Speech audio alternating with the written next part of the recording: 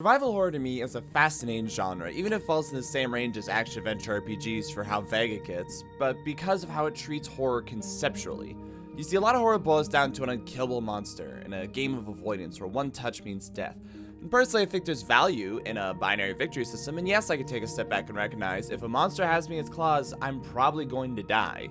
But what I have a lot more fun with is being able to fight back and the strategy that comes with stressful situations and the quick reflexes it trains you to have. So while streaming and exploring the survival horror genre with games like Dead Space, Resident Evil, Silent Hill, and others, there's always a series that I wanted to come back to: Fatal Frame. I say come back to because lost the annals of time, I worked with a friend, shout out to my friend Sullivan, on a series with Fatal Frame, Crimson Butterfly, and Maiden and Blackwater. However, at the time, I feel like I wasn't in the right mindset or understanding of what made survival horror special. So let's fix that. Hi there, my name is Max, also known as LordEctro, and one of my favorite things to do is to play an entire franchise, beginning to end, to see how a series grows and changes, and more importantly, to see what we can learn from it. And today, my goal is to share that experience with you. You can watch me do this kind of thing live at twitch.tv/LordEctro, or watch the footage of this franchise series and many others on YouTube and in the description below. But without further ado, let's begin. It should be noted that while this is kind of a review or a commentary on the series as a whole, it's more about my personal journey and what I liked or disliked about it. So where to begin? Well, let's start with an unbiased, straightforward premise, or at least what I believed it to be in good faith, or rather what got me interested in the series in the first place. Fatal Frame once started on the PlayStation 2, and with plenty of other survival horror games out there already being well established, it's really worth asking what sets Fatal Frame apart. Why come here? What makes it unique and interesting? Well, I believe it boils down to three core concepts. Let's start with what's staring you in the face: ghosts. Do you ever think about how ghosts can't be stopped by anything? Dan nails what makes ghosts an interesting type of threat in just that: nothing can stop them. Think of any media or mythology involving ghosts and compare it to, say, zombies. Zombies are simply a hungry corpse. Sure, there's mutations and differences in how they spread or how they act or move or weaknesses, but you pretty much know what you're looking at and there's not very many surprises. Zombies are really just a force of nature, if you will. Compare this to ghosts, which can be anything really. I mean, what do they look like? The person they were when they were alive, maybe the moment of death, a pale, decomposing facade of how they were buried, a representation of their past or emotions. Maybe they're invisible, shapeless, or all of them? Shifts? Who knows? But what about what they do? Like, are they reliving past trauma, enacting vengeance blindly, like hunting down one particular person, fulfilling a previous desire? Maybe they're wanting to live forever, and this is a way of immortality. Honestly, it could be anything as well. Or how are they dangerous? Besides their ability to phase through things, do they possess you, puppet you enough to commit suicide or hurt yourself? What about locking rooms and throwing objects, causing illusions to trick you and make you think you're speaking to loved ones or someone else? Or maybe just mask their movements? Maybe they'll just walk up and suck the soul out of you or just physically break you. But scariest of all, Dan fam, is how you fight back, cause you can't. The ghosts don't need to move quickly or run you down when you're helpless to retaliate. They're basically invincible in most cases. It becomes a slow, unstoppable threat where running only makes you tired. So what do? I mean, you can't punch them. You can't build barricades. Hiding, it probably isn't gonna work. Even if we get creative with, like, you know, depending on the genre, like fire, salt, holy weapons, light, that's not a guarantee either. They might just phase through a wall and ambush you, or just simply ignore whatever you're doing. Any weapon that does work is situational to the story and probably isn't even reliable. Even more so is trying to talk to them and reason with them to see what they need to rest, because maybe you can work them out, but they're dead. Maybe they want you to be too and are willing to lie to you for that. Can they even really kill the dead? Ghosts being undead forces whoever's confronting them to face some really difficult questions that unsettles people to their cores. I mean, what is the afterlife? Will you become like them? Why didn't they go to heaven or hell or whatever? Are those still my loved ones, or is there something twisted mimicking them, or only a fragment entirely? All incredibly difficult questions that do a fantastic job of disturbing the player and creating difficult scenarios. But hey, that's okay. We have a crack team of commandos trained by special forces ready to fight this, right? You know, we got the CIA, FBI. Well, that comes to our second point, because no, we don't. We aren't even in Silent Hill where we have adults that can man up and handle themselves or, you know, pull up their bootstraps. We have children or very young adults. Looking at the wiki of the protagonists, we have untrained and unarmed teenagers to barely aware adults, and even those with some reasonable level of knowledge either go into or find themselves in compromised situations that they didn't expect or could possibly prepare for. Everyone is scared, nervous, unable to simply break down walls or move furniture for the most part, knowing that their minds are slowly being unraveled, but unable to do anything about it, especially where loved ones are being completely controlled or puppeted by it. It really adds a different air to the situation, knowing that your characters are ill-prepared for this situation. Many times kidnapped or drawn in by something they can't even explain, like watching a fly slowly move into a spider's web as they carefully creep around these environments. But, I mean, honestly, who can be prepared for this kind of situation? What training could you possibly have? It adds a real difference in tone compared to other games that really stands out to me. Which actually leans, coincidentally, into the last aspect, the environment and pacing itself. This is not a jump-scaring type of game series with exploding buildings and fast-paced action where you run up on Satan and bonk him with a rod. No, what you're fighting is a slow and inevitable threat, something that'll follow you home and is always watching. It doesn't have to chase you down, which is showcased in the environments themselves. Decrepit old buildings, somehow pristine as if untouched by time, or many more broken beyond repair, with only a hint of the life that used to walk within its walls. All of this is mixed in with illusions and flashbacks, this slow existential threat moving towards you as it relives some unknown past horror, showing what people were like in life and how they now suffer in death, whether or not they're fully aware of it. Fatal Frame is the definition of a slow burn mixed with Japanese mysticism, and the dread of a situation is exemplified in the environment while the pacing keeps you eerily aware of just how vulnerable you truly are. Okay, so I'm not going to pretend to know the intentions of everyone who worked on the game, and I could be totally wrong, but I just want to bring those up because this is what the game sold me on. These are the three basic premises that, to me, especially with my little bit of knowledge, even if it was the wrong mindset at the time, made it a unique experience, especially compared to other game series like Dead Space or Tormented Souls. And this is what I think it strives to be. This is the end goal. So, now we get to the drunken and unrestrained ranting phase. Grab a drink, your faulty flashlight, and a readiness for spoilers and making fun of them, and let's go for a ride, shall we? So, starting with Fatal Frame 1. And in this game's defense, I always want to give the first entry of any series a little slack. You know, they're trying to figure themselves out, they're limited by technology at the time, and, you know, they're trying to grow into what exactly they want to be. So, let's not be too harsh. Except in this post art, which makes zero sense to me, and I don't understand why is start our adventure with the first of many characters whose name I immediately forget as opposed to Ahsoka and Yuri for self-evident reasons. Miku, who's investigating a mysterious town nestled deep in the forests of Japan in search of her brother Mafuya, who was also investigating a mysterious town nestled deep. Oh, okay. We need to address something now. So I don't know what it is about Japan, but if there's an ozone layer between the real world and the afterlife or hell or whatever, I swear Japan's burger is Swiss cheese or a wet paper bag or what have you, because every square mile, there are at least 3 mysterious villages, each with a literal portal to hell like we're playing Diablo.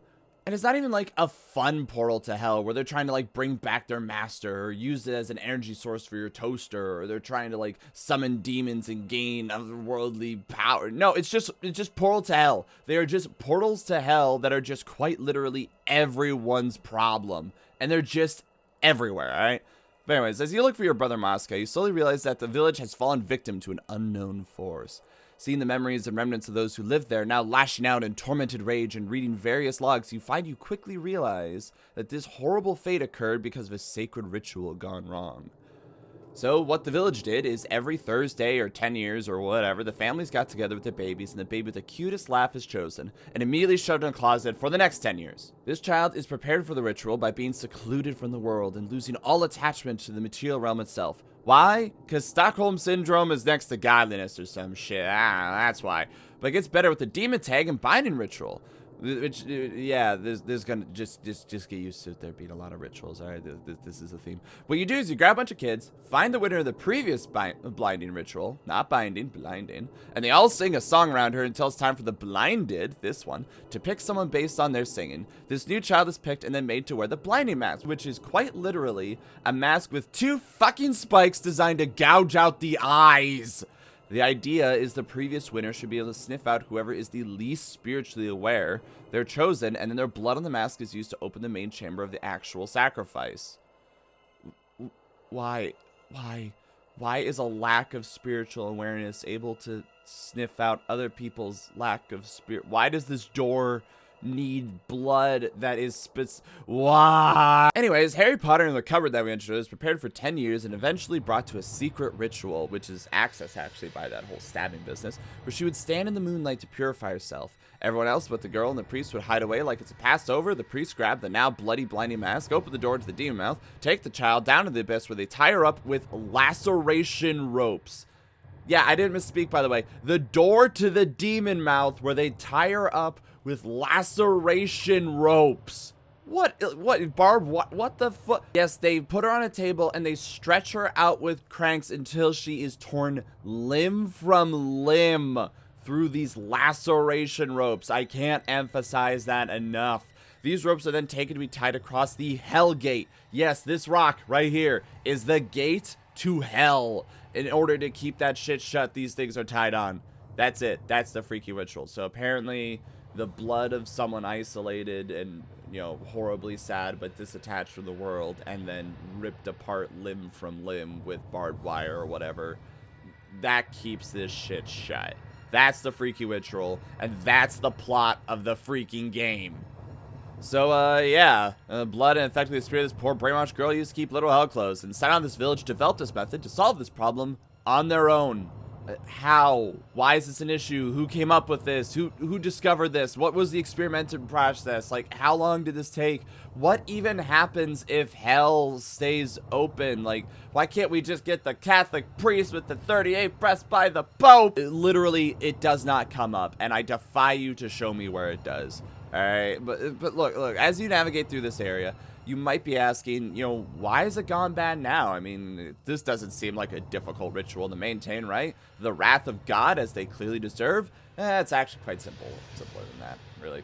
While the previous shrine maiden was being prepared, she looked outside for, you know, what does that even mean? I guess that means they sing her nursery rhymes or some shit to indoctrinate her, but I might be getting games confused. Anyways, she looked out a window, saw a boy that was visiting for whatever reason, it's not important, and fell in love. You see, the ritual only works if the child is completely willing and ready to be ripped apart by laceration ropes and has no earthly connections. How you convince a child to do this is beyond me. But because the girl did something heinous, like think a boy is cute that one time, hell itself burst out and killed everyone. So while your brother Madrid over there, like, wants to investigate the area because of dreams or some shit, the ghosts are reliving the torment and the situation and are still trying to complete said ritual to make things right. And the spirit of the girl, who is now a malicious force of nature, she's kind of bipolar, thinks your boy Malignant is the same boy and chases him without really ever knowing why, honestly. Look, I may have some details wrong, but that's the plot. Like, okay, that's it. All right, I'm stuck on the whole child being ripped apart thing. And like, oh, Max, you're just being trapped in Christian colonialism and thinking that the natural culture is wrong. What the fuck is this? Why are we okay with human sacrifice? What? Like, how? How did they discover this? And how did they figure out that this was the way to fix this? Why didn't they just leave? Okay, my personal important favorite bits, gameplay. So the game works by letting you move around with fixed camera angles, which before this I was playing like Silent Hill and Resident Evil, so this is something I'm getting used to more and more. However, I'm still on the fence when it comes to this design style, if it's good or not, to put it simply. Like, I loved fixed camera angles. It's such a good way to create an unsettling atmosphere, especially if we don't just have top down or we pick a wall, but it's used to build suspense, hide things in the environment, create unnerving angles. It can be used so unbelievably well. Later Fatal Frames and games like Tormented Souls use this to such an awesome degree, but there is a problem, a fundamental issue. It becomes hard to control. Let's make up a scenario. Let's take two rooms and assume we are moving from west to east, and, you know, nice and simple, left to right? And let's say the camera in the first room is on the south wall, so you move left to right. And the second is on the north wall. Oh, okay. So to move forward, you hold to the right because that's the direction you want to go, you know, simple. But what happens when you move into the second room? Holding to the right now moves you in the opposite direction because it's the opposite way. So now you go back in the room you're in and now you're stuck in the door frame. Now, the game and many others try to mitigate this by making it so if you hold right, you'll continue on your current course until it changes or like you let go of the joystick. So, you know, good stuff. But if you do something reasonable, like stop moving once you enter a room, your orientation resets, which is good, as we mentioned earlier, but in a stressful situation with a ghost that can one-shot you trying to kill you, taking that second to think about your orientation or moving in an unexpected direction can get you killed. This might not be horror, but as another example, think Super Mario Galaxy. I don't know about you guys, but that happened to me a lot, especially with the changing gravitational pull of the planets.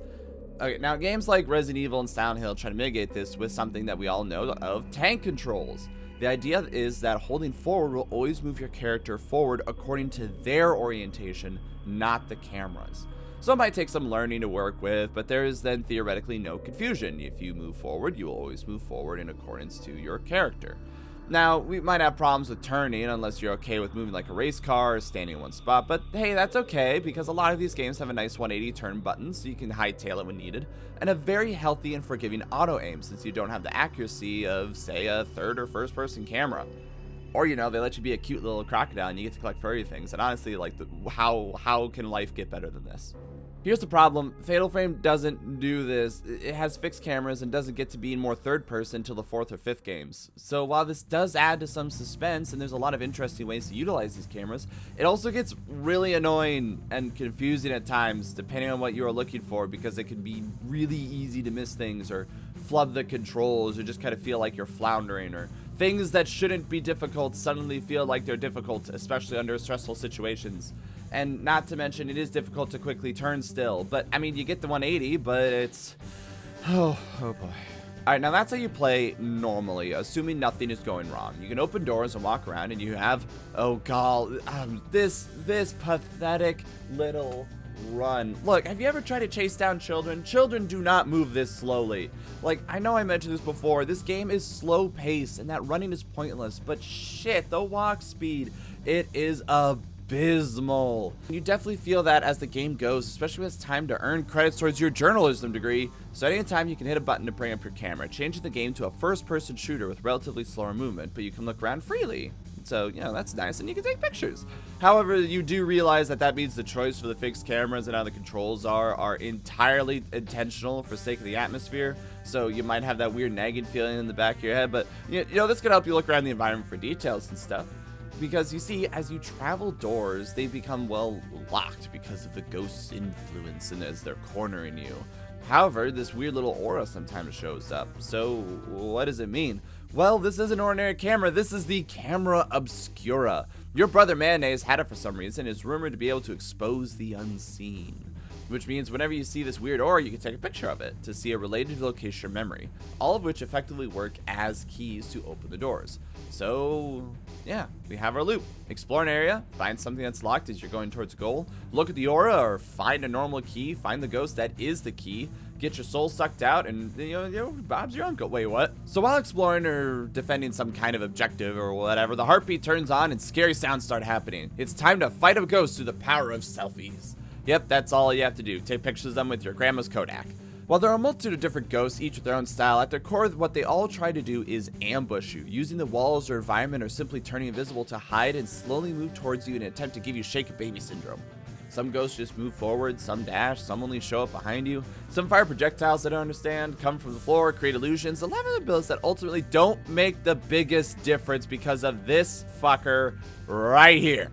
The sensor, which is almost always one of the first upgrades if you don't just already start with it. See, as I mentioned before, doors many times are locked, and the only way to open them is this ghostly energy that you need to take a photo of. So to help signal this, as opposed to doors that simply need a key, your sensor will glow, or, you know, when items are funny little harmless screeching undead are nearby. But the main thing is that it'll glow when an enemy ghost is nearby, alright? That's the main issue. Including, and this is the worst part, directional feedback. That's right, while in first person, when a ghost is attacking you, the sensor will light up while looking towards the direction of the ghost. You know, okay. Regardless of obstacles, less okay. Which kills a lot of the suspense because you can even get, like, you can spin and get a direction on where the ghost is coming from. I mentioned before, the goal here is to create a slow burn kind of situation, which is good on paper. But because of this sensor that I will not stop ranting about, We always know when and from where we are being accosted. And then during the snuggle session, you can just start spinning until you figure out what direction it's glowing from, so that kills more suspense, which is why ghosts focus on ambushing you, which I mean is good. And it is somewhat countered by your slow turning speed, which is mitigated by you leave, you turn your feet, and you go back in. However, your sensor still tells you general directions. So unfortunately, in the name of convenience and quality of life, we have now removed just about all of the tension. That's not a joke, just about all of it. Now you may be thinking, what if there are like ghosts that like change your sensor, or like lie to your sensor or something like that, right? To throw you off. Maybe they just avoid it completely. Nope, it never happens. That's not a joke. It does not happen ever. The sensor always wins. Okay, look, let's go on a separate tangent. Everyone just get used to those. Resident Evils, especially the remakes. Okay, you may have heard of this this tiff online. Yellow boxes. Breakable objects have existed in video games forever. However, you have breakable boxes and unbreakable boxes. And normally you can kind of tell them the way it is like in cartoons when you can tell what's animated or part of the background. However, that doesn't mean it's always clear.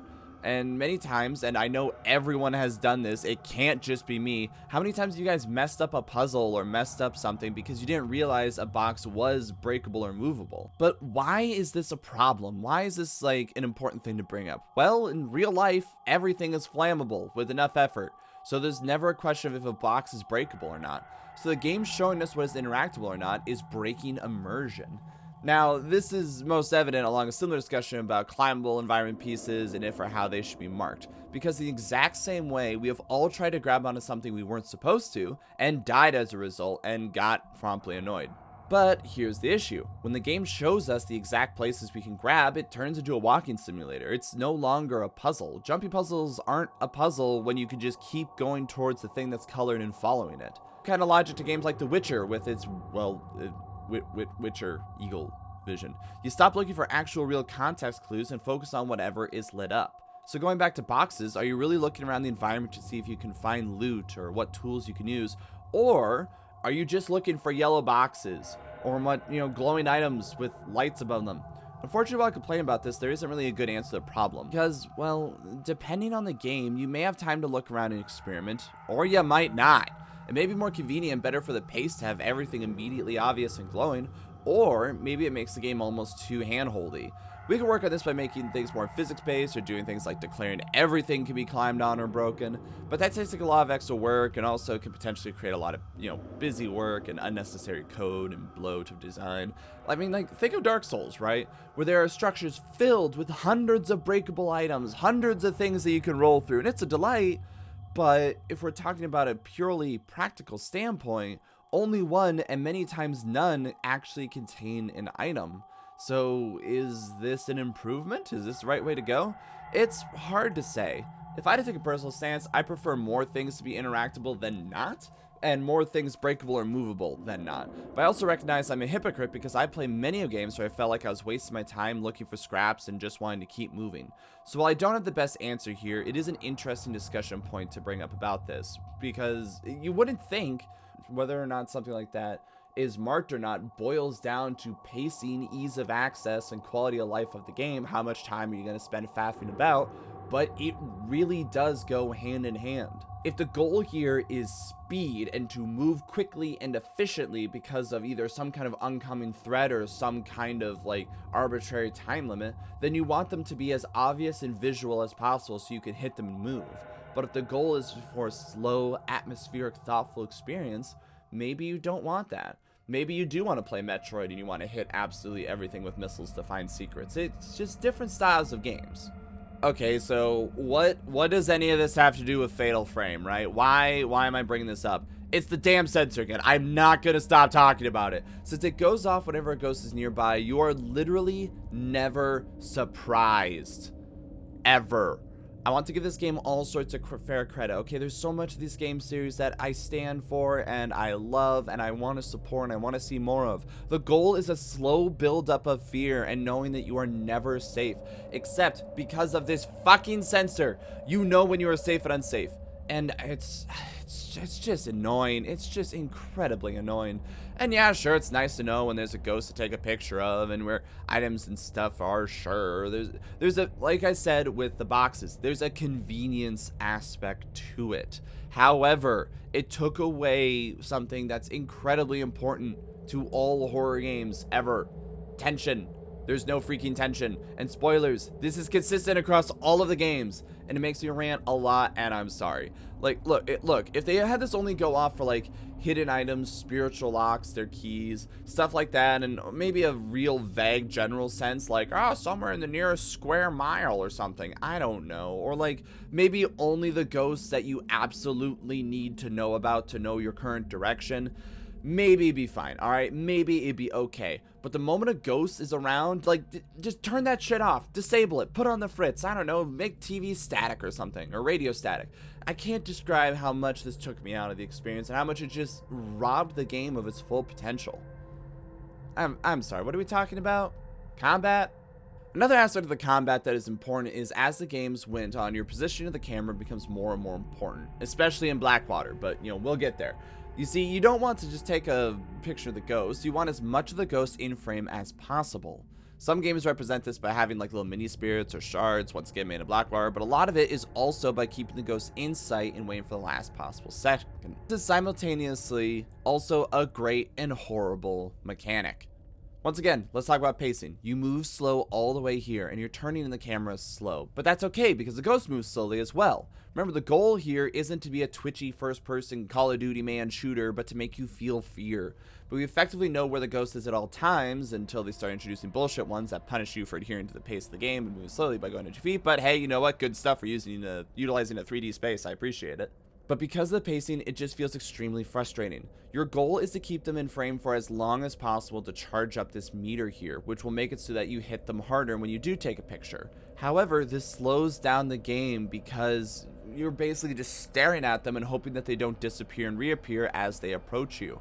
And all of it is basically null and void because there's no real point in hitting the ghost except at this time. Right there, you see that?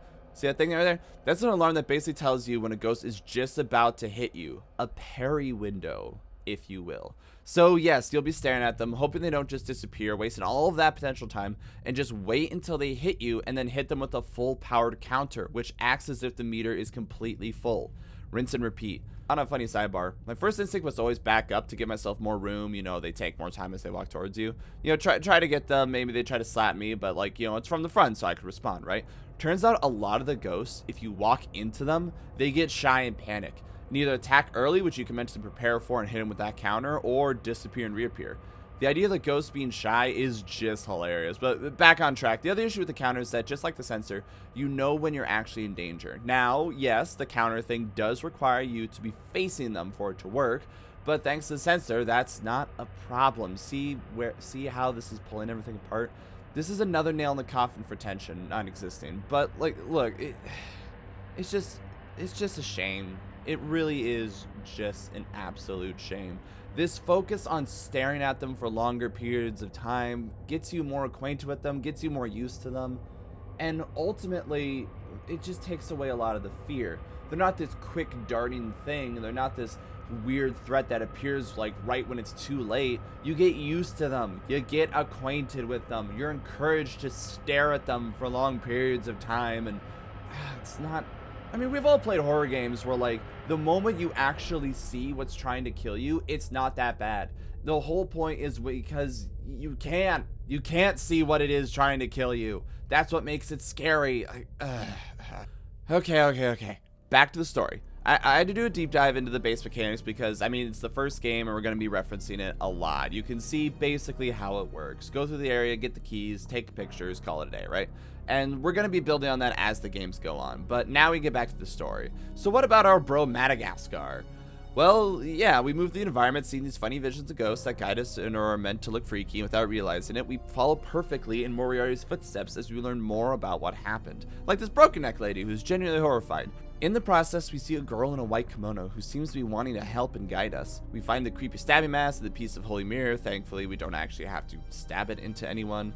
and the mask, not the mirror. But I mean, the mirror is important too. It turns out there's an earthquake or something that when hell broke loose, and this is a sacred ass artifact.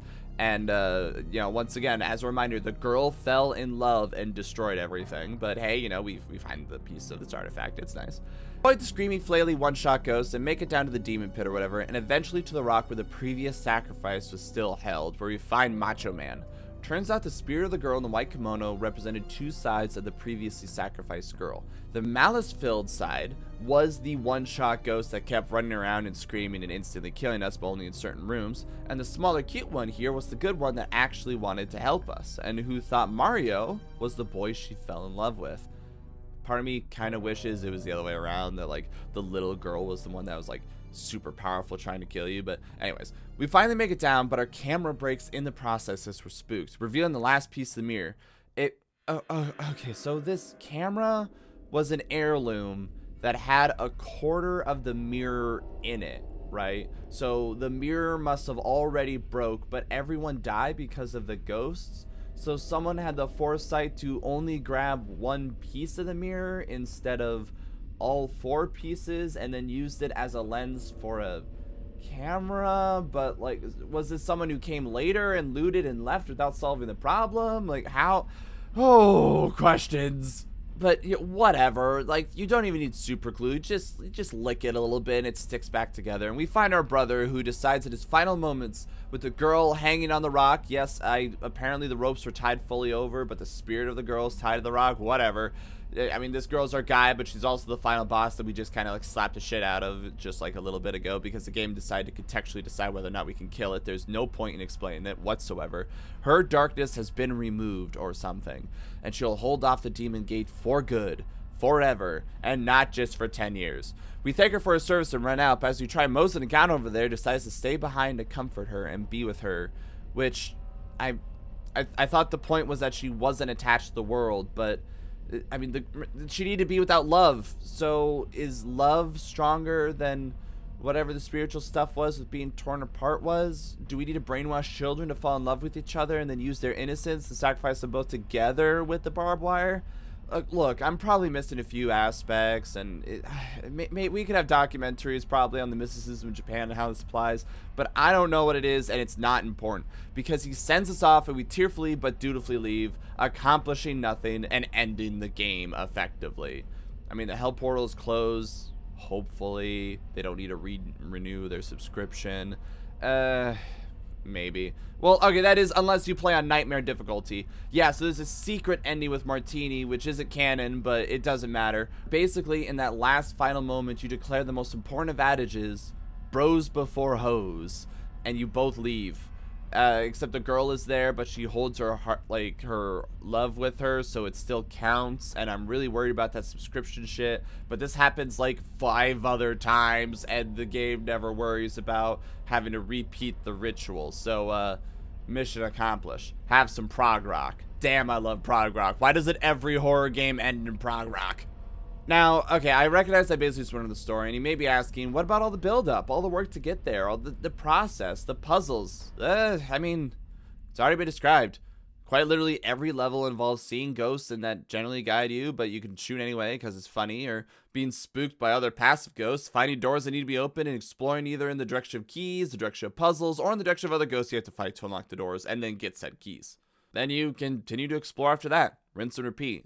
Like, it sounds kind of degrading and that I'm boiling it down too much, but I mean, what do you do in Mario levels? You jump and you explore. Like, that is the base gameplay loop. It's kind of hard to describe specifically. I mean, yeah, you get stronger as you fight with almost the same strategy with every single ghost, and the puzzles are nice. Like, they're a good change of pace. Sometimes you have to, like, read logs and stuff, which is, like, honestly a good puzzle, but when you don't play the game for a week and you start forgetting those details, then it gets a little annoying. But like, they're good, they're nice changes of pace, and some of them are like genuinely very clever. Okay, now if we're talking about my personal experience, I would like to give a general warning. If you're playing this game on an incredibly official Nintendo 64 cartridge fresh out of the box that you obtained legally, make sure to check the patch notes and guides on said cartridge to make sure it works. Turns out this first one especially had some glitches that made the ghost nearly invisible for most of the game, and much harder to track for the most part if it wasn't for the sensor, which, I mean, I hate this thing, but I won't deny its usefulness. like, you can work with it for most of the game, except for this area, which is the demon mouth right there. Because you see, this place is built like a bowl. So, you know, you could just, you could just kind of like go around the outside and go down the ladders, but you can't just jump down. And there are these flying ghosts that would specifically utilize the wall, and there wasn't enough space between the edge of the wall, and sure, you can't fall off, which is nice, but they would just kind of run up on you and keep slapping you. It was incredibly difficult, but once you got through like the patch notes, they were made visible and it was much easier. But they had you go through this area like 3 or 4 or 8 times, so it got kind of annoying before those patch notes. Now, we did get it fixed, so it was all well and good, but I just want to emphasize, if you are playing on a incredibly efficient Nintendo 64 cartridge and something seems like it's unduly hard or jank, just please check those notes, you know what I mean? Go talk to your doctor, see what's right for you, get your Nintendo 64 checked out, and yeah, you'll be fine playing. So speaking of the backtracking, how we went through that area like 8 times, I'm gonna be honest, this did not sit well with me at all. Look, the environments are pretty, and even though a lot of it looks somewhat similar to old decrepit Japanese housing, you know, I mean, it kind of blurs together after a while, it's really easy to get lost, and that adds to the atmosphere. And it looks nice, really, but after the 15th time of walking through without fully knowing where I was going and getting lost, it gets bad. Working with the map, it doesn't mark doors. Being told to head to certain places or doors or rooms or whatever with names that I don't understand because, simply put, I'm bad with names and I don't know Japanese, it gets annoying. And what adds to this is, once again, the pace. We hammered what the pace's goal was, but when you're backtracking and there are literally no ghosts besides a generic ass occasional token weak one that you can basically just one-shot, the inability to pick up the pace and get moving is undeniably frustrating. Okay, I'll take a step back. I used a guide for a good amount of the game. I tried my best not to, but I did because I just got sick of checking areas that I wasn't sure about. I was going to join the Broken Necklate, alright? It was bad. But you want to know a game where backtracking is forgivable and, if anything, fun? The grand majority of Metroidvania, Castlevania, whatever you want to call that genre games. Let's take Super Metroid just as a quick starting point. Yeah, you backtrack. You go back to areas that you've been to before. You have to mentally remember places that you didn't have access to, or trying to figure out, you know, what exactly you need to open up each one. But there's a few key differences here that drastically change the experience and are tied together beautifully. It's all summed up by saying upgrades in an environment that supports them. You see, as you continue through Super Metroid, you gain small things like the Morph Ball and the bombs that come with them. This weapon not only gives access to new areas through new traversal methods, but also gives you access to different weapons, which you quickly learn not only can be used to destroy certain blocks, but also provides even more different traversal options, or are particularly effective against certain enemies. Immediately, with one upgrade, you have radically changed your options. You've changed your combat, you've changed your mobility, everything has multiple uses. Not to mention that in areas you were in previously, there aren't only access to new areas, but secret items, puzzles, and most importantly, shortcuts. And the game conveys these secrets by revealing what is needed to break them consistently, even if you don't have the item required. But once you do have the item, the game always makes a point to show you what exactly it works with as you gain the item in order to organically teach you. Now, when you go through the rest of the game, you know the clues to look for and how to use it. With every upgrade, the rest of the game changes as you have more factors and options to keep track of, more ways to move, more ways to quickly defeat enemies, shortcuts utilizing these items that you can move around quickly and you can find even more new items. Random secrets encourage you to go back to previous areas and comb the environment further, and the piece de resistance as the items you use upgrade, the enemies and areas you have already been in get easier to kill. Not only giving a feeling of empowerment, but also allowing for even more speed and mobility. Okay, look, I love gushing about Metroid, alright? But, you know, with all these tangents, we need to reel it back, right? Now, why does this have to... Why is this important to Fatal Frame? Well, it's simple. Because it never happens. You may get a few technical shortcuts by unlocking doors, but you never actually move through rooms faster, and half the time they relock anyway in order for you to either be stuck with another ghost or to go hunt somewhere else to fight another one. Quick sidebar on a sidebar, a lot of the ghosts in the overworld you can just run past. The token ones specifically, and you'll figure out which ones those are pretty quickly on account that you could just run past them. It's kind of odd, honestly, because they don't follow you forever like you think they would. They just kind of leave you alone. I mean, kind of goes against the points we brought up earlier, but The upgrades you gain in combat are, I mean, they're practical, they're numerical, they're for combat, and that's it. They never provide any secondary function or mobility choice or neat twist in use. It just makes you better numerically. Now sure, we go into the grand majority of how video games work. Upgrades equal bigger numbers. But let me ask you this in what's more fun? Bigger numbers or more creative ways to fight with freedom of expression? To take yet another tangent, let's talk Diablo, specifically Diablo 4. Mostly because it's, you know, it's one of the 20 different games I've been playing off camera. It fits here better than... So in Diablo, as you level up, you gain abilities, you know, good stuff, we like it. But there's also the option to power up your base abilities so that they are incrementally stronger. So as a general concept, what's more fun? New abilities, different side effects, or different strategies, or make number go burr? I mean, of course, it's new abilities because they give you access to new resources, ultimates, strategies, combos, and so on. Or even just look at the base abilities. Would you rather make the numbers bigger or do the one-time perk that changes how the ability operates overall? Same with games like Skyrim. Would you rather A, sit there with your skills and make the ability 20% stronger, or B, add the skills that do fun stuff like chance of decapitation or paralysis? I mean, okay, we could go into discussions game by game. There's probably like a meta or optimal choice for straight better numbers. And, you know, that 20%, yeah, it's good. You can't deny that it's good. But it's so much more fun to do different things entirely as opposed to just doing the same things, but with bigger and better numbers, which at the end of the day are arbitrary. Alright, look man, the difficulty slider in Bethesda games prove that this is a result of you having the ability to change them at any time. The amount of HP you and the opponents have and how quickly you can drain it as opposed to them drain yours is, at the end of the day, arbitrary. Sure, technically all design aspects of all video games and all art or whatever are arbitrary, but like let's have fun here. Let's not get too depressing. All right, okay, bringing it back to Fatal Frame. In Fatal Frame, the combat itself doesn't change at all. You do basically the same thing throughout the entire game, all the way down to the final boss, which, as a reminder, the tension has been removed because of the sensor. Your goal is to otherwise stare at them, just to fill up your meter or wait for a counter, and that's it. You can turn the combat to an offensive strategy by like running at them, as I said, but really it is an almost entirely reactionary and passive form of combat. Which, I mean, hey, in moderation can be fun, but I'm pretty sure we can all point to different enemies in video games and be annoyed by we can't be proactive. We don't do our own thing. We have to wait for them to do something. It just does not feel good. And yeah, this is survival horror. You should not feel like you're all powerful. I get that, but that doesn't mean this doesn't get grating fast.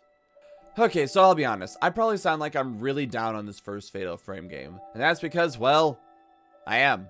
We kind of ragged on the story, we ragged on the combat, we ragged on the pacing, heck, I even ragged on my cartridge. Like, you may think I have an overall negative impression of the game on account of I just said I did.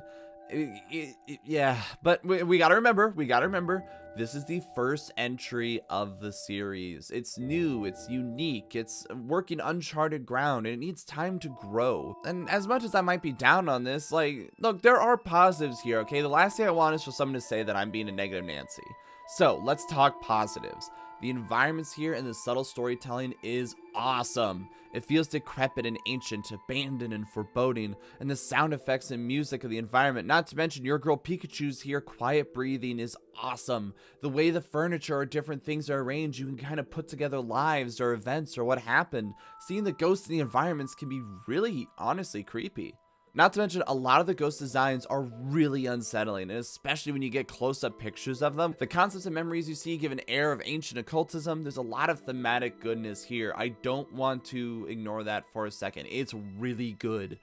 And not to mention, the combat itself with limited resources and knowing you can be attacked at any time is, at least to me, unique, and it adds tension. In concept, this is not a bad thing. My main problem is that the plots of the games feel almost self-defeating. It's a personal belief of mine when it comes to reviewing or critiquing something that we should do our best to say how it can be improved specifically. Even if we don't have all the answers, we need to give some kind of constructive feedback so things can be improved. Because, I mean, anyone could just point at something, laugh, and say it's bad, but what are we really gaining if we can't discuss what teaches us, you know, how to improve or what we can learn from this? So when I say self-defeating, let's take Fatal Frame and its base ideas and let's see what we could do possibly. I would like to really emphasize, I'm not going to pretend that my 3 main points that I keep yammering about are universally agreed upon or correct or even intended. Alright, I just want to keep emphasizing that. I could be totally wrong. And I'm not going to sit here and demand that the game has like PS5 level controls or whatever. This game came out on the PlayStation 2. Like, the graphical fidelity game is not something I'm going to rag on. But what can we improve on?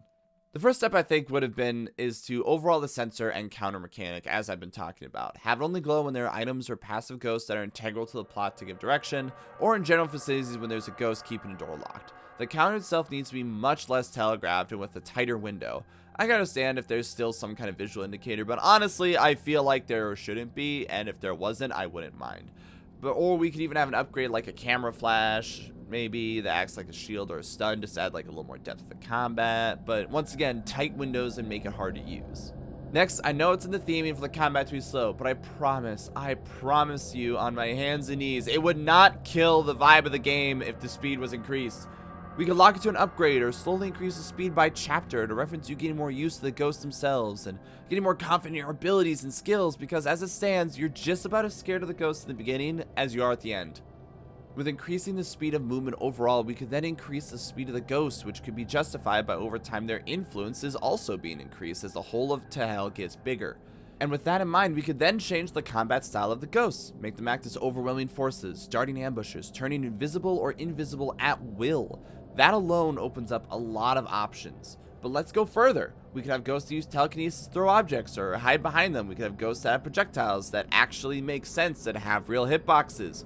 Maybe ones that possess you to hurt yourself or walk into environmental hazards that they spawn around the map. Stuff like that, I don't know. What it really boils down to is I just want more variety in how ghosts fight and how you fight them off, because as it stands right now, you barely ever change your tactics, which is a real shame.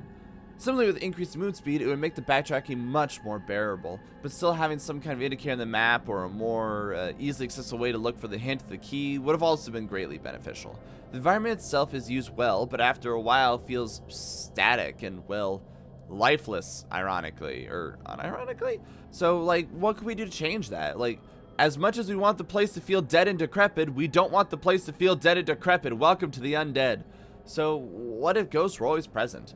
So I didn't mention this before, but if you leave your game on the pause screen for long enough, ghosts do show up there to spook you. They don't actually do anything, they're just creepy, and I adore this shit. This is awesome. But the environment needs to have that same kind of energy.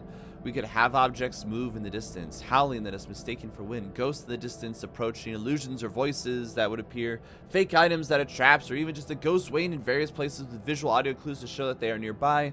All of these concepts, I believe, would create a more chilling experience than ghosts just appearing and attacking you by music number. Literal, actual music number. Not to mention ghosts having a habit of just leaving you alone if you run away fast enough. That feels like a crime. I think what would improve the game is if the ghosts were more pursuer-style enemies. Instead of locking you into rooms, have the ghosts constantly pursue you, like from possibly any direction. Not with a terror radius or something that would give them away, but use the methods or many others, as we just said, or just even more that maybe we didn't even think of, to show that they are getting closer on your position, that they could help cut down on the backtracking, but also add to the feeling of always being followed. You could take aspects of Luigi's Mansion here, but ghost hunting by having ghosts you yourself have to chase but are weak while you're being chased by ghosts that are the real threat. All of which could start relatively slow, and as the game continues and you as a player get more and more used to the ghosts, it could be further reflected by Suzuki here and the rest of the litany speeding up as well. You see how this could all possibly tie together. I think it's safe to say this first entry has been rough, to put it politely. But hey, game needs to learn what it likes and dislikes, what it wants to do, how to grow, how to stretch, and have a chance to improve. We have to give this thing time.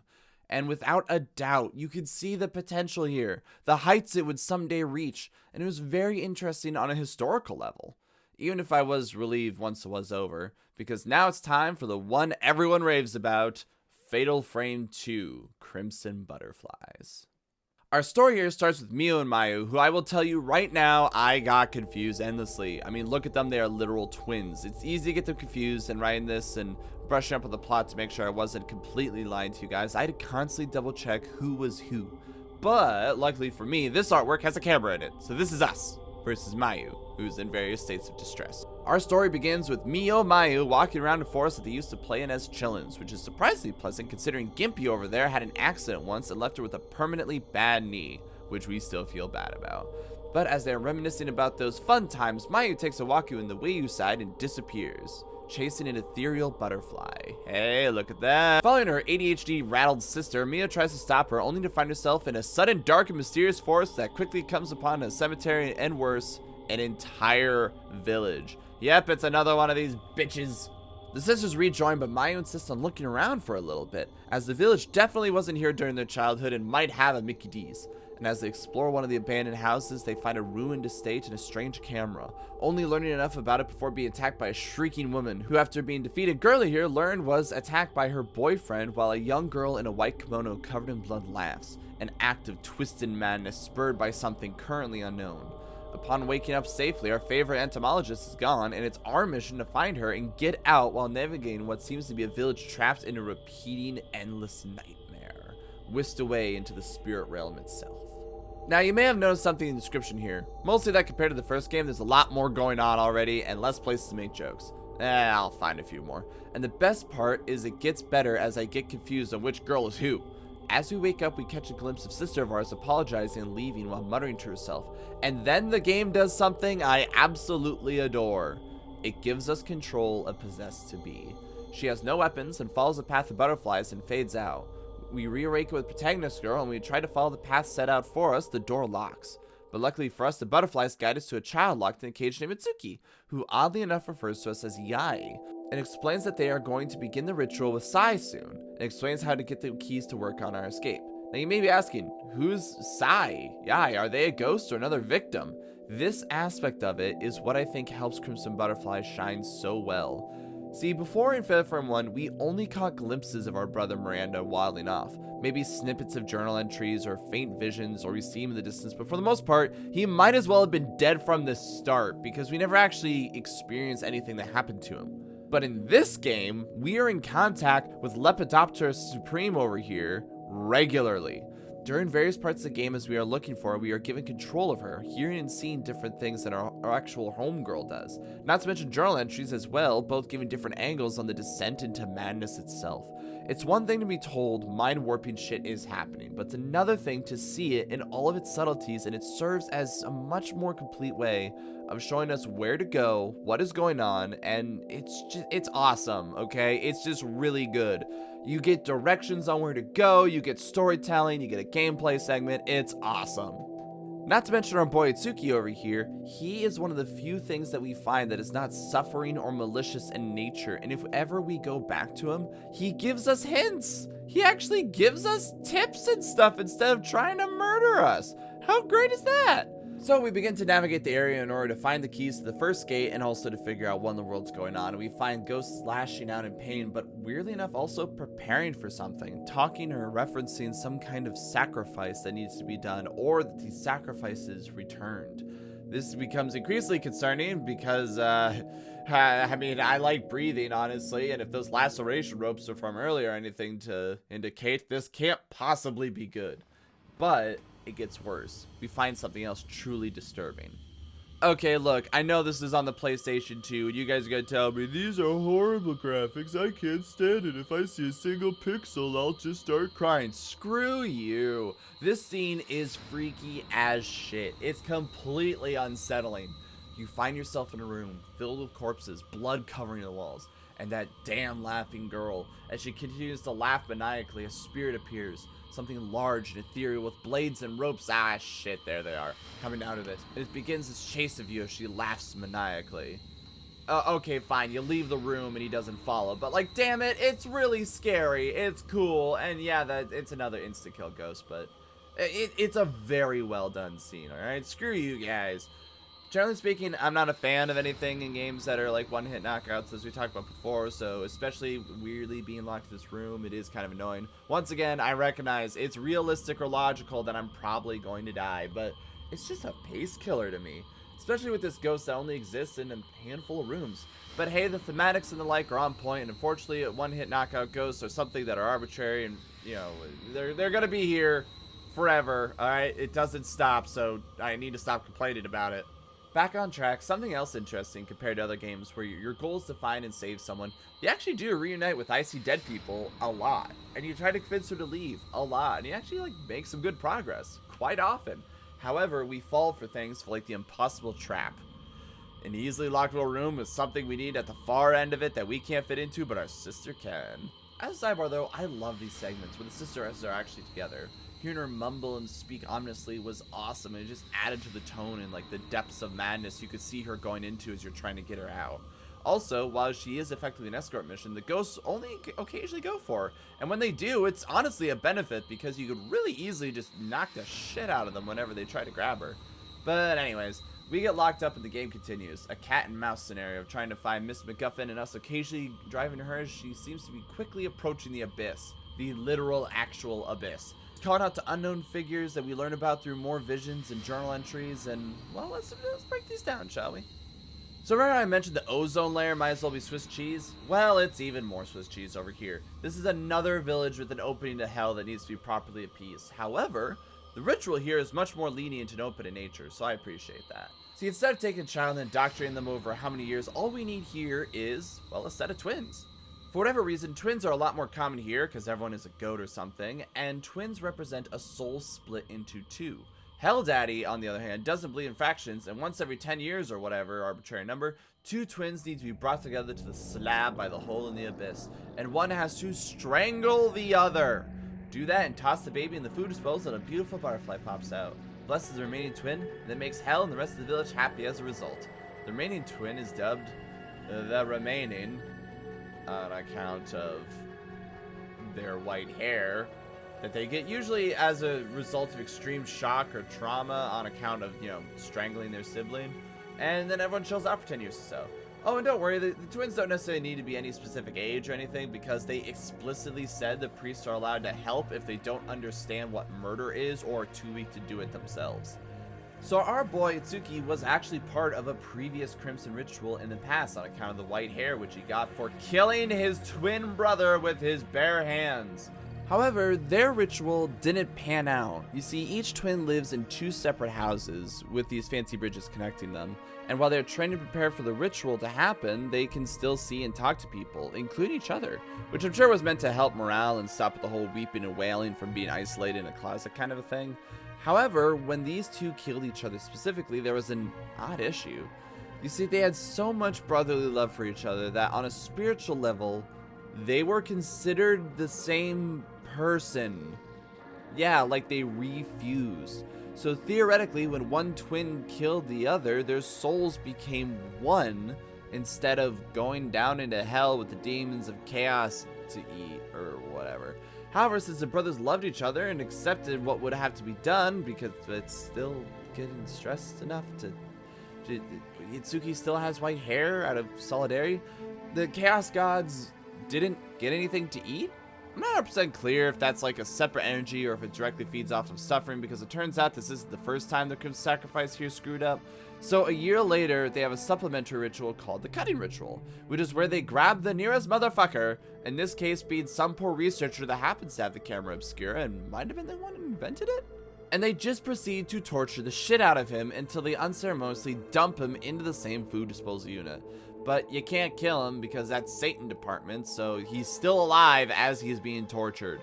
Apparently this worked for a bit, but then it was time for the realsies new ritual between our next unfortunate victims of Sai and Yai. Wait a second. However, Itsuki, still in grief and pissy about the entire village, probably getting mad at him for, heaven forbid, liking his sibling and following their orders, he decides, like a reasonable person, that twins murdering each other is wrong and that this whole process is fucked up, and decides to help Sai and Yai escape. Unfortunately though, only one of them was able to actually escape, Yai. Sai and Itsuki were still captured. Itsuki in his grief hung himself and the village panicked, not being sure what to do with Sai since they didn't have the other twin, and knowing that they already had two strikes with Lucifer over there, they decided to hang her by the neck and toss her in.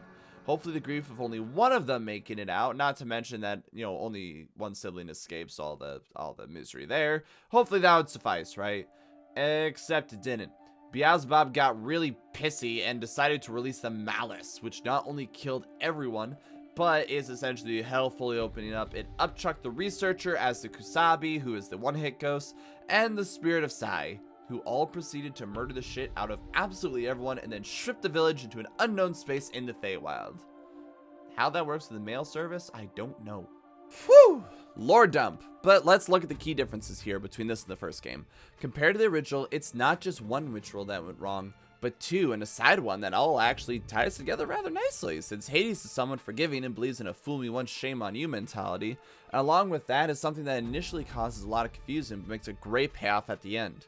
Ghosts referring to you as Yai and Mayu as Sai, because to them they genuinely believe that Miyo Mayo are Saya, and that by Mayu being flooded away and you looking for her, everyone gets another go around to try to complete the ritual and make the malice happy. This is the motivation for why Mayu is becoming possessed by Sai and the ghosts are trying to kill you. Half of them are doing it out of blind pain, but the other half are trying to take you over to get you to complete the ritual. It's just a much more well thought out and fleshed out storyline, honestly. Well, what about the endings? Well, once again, there are multiple. The first being near the final bit, or if you just bail on your sister. Straight up bail, you just leave.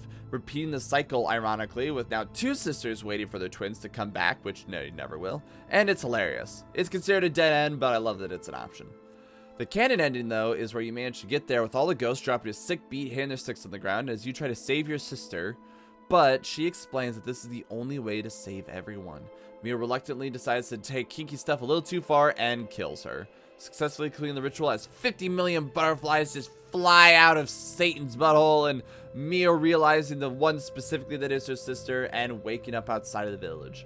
All the spirits laid to rest, the village able to sleep now, but Mayu's gone.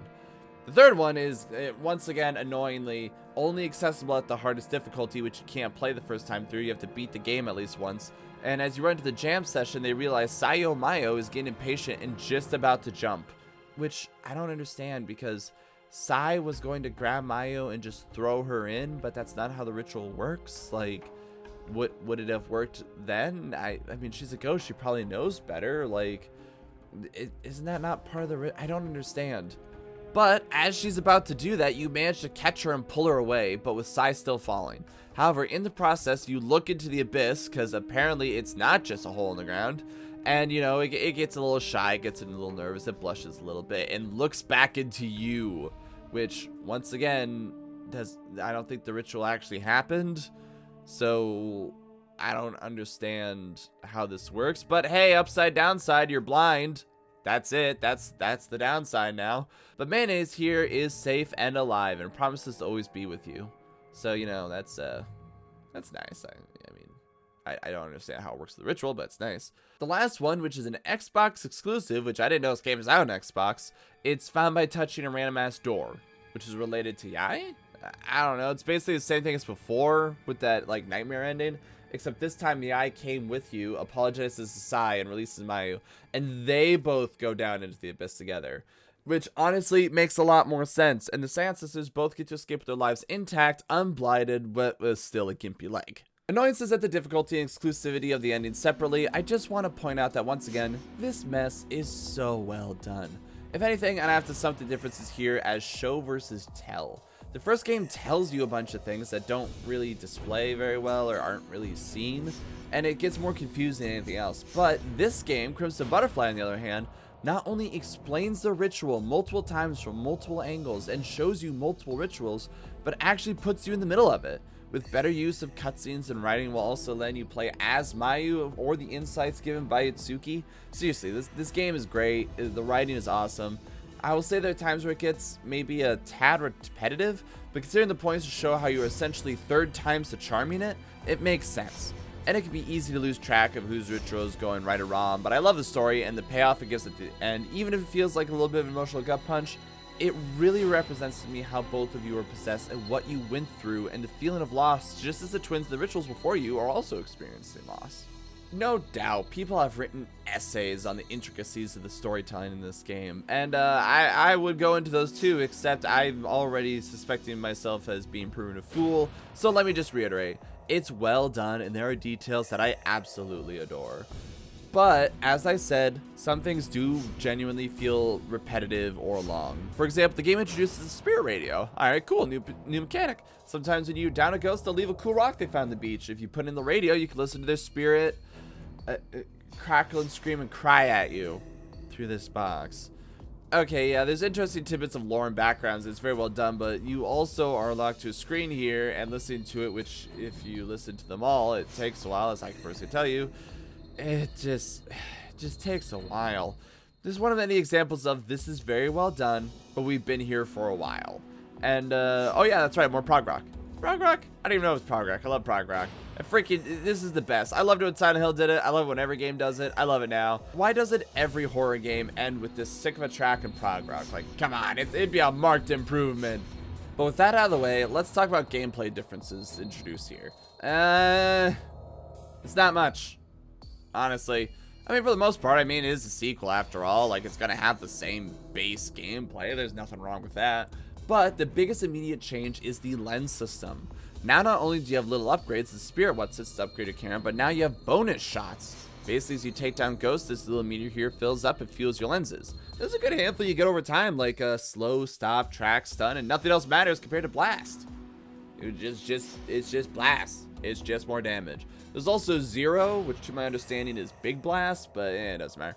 Like, you know, it's like playing Pokemon. Why bother with debuffs and weird little strategies like that when you can just kill them? Also, the radio. Yeah, it's about it. I should point out, though, that the game does look much prettier with the new ghost types. Broken Neck Lady is still unsettling. The Fallen Lady is still funny. But the new enemy type, Sigh the Laughing Girl. Gosh, she is delightfully creepy. I absolutely love her. And honestly, this game addresses a lot of the concerns that I had before. The combat, level designs, ghosts, general movement, everything is just that little bit faster. And that makes the game feel... yeah, this is weird. Incrementally better. There's your twist from left field. Just about every problem I talked about previously is still there. But it's also just that little bit better. It's like tentative and incremental steps as opposed to leaps and bounds. But it is moving in the right direction. There's more variety. The game's sped up. Like, this is good stuff, but a lot of the main problems are still there. There's still a lot of backtracking and getting lost. The butterflies and Mayu over there are really big helps, so I can't complain about it as much, but the problem is still somewhat present. The ghosts mostly fight the same, but now display more variety and intensity, which is great. The sensors still fucking senses, and I hate it. Everything, generally speaking, has been improved, but the same base problems are there. It's not a feeling not to see hops and skips forward or back, but more like a slow, careful stroll forward. Now, don't get me wrong, I still very much enjoyed the game, and I still think the story writing is what carried it forward and why it's a fan favorite, but it's odd. Looking back, seeing a true example of simple sharpening instead of radically changing. But let's continue forward, shall we? It's time for Fatal Frame 3, The Tormented, and it stars our girl Ray, who got in a car crash. On a quick sidebar immediately, I'd like to point out something, kind of petty here. Okay, so before we have been driving 15-year-olds, or girls who if you told me they just turned 13, I'd believe you. But now we have Ray, who here is a grown-ass adult of the age of 23 or something. Plus the other protagonists here who are older, and Miku, who is 19. I just appreciate that, damn it.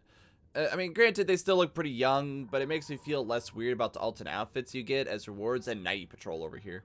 Anyways, Ray here got into a car crash with her fiance, you. Yes, you. She survived, but you didn't. And Ray felt survivor's guilt as a result, which is pretty reasonable, and like many, she dreamed of him in her grief. But one night, her dreams were different and took a turn. She found herself outside of a decrepit mansion with you walking in, and she followed. It was at that moment she knew she fucked up.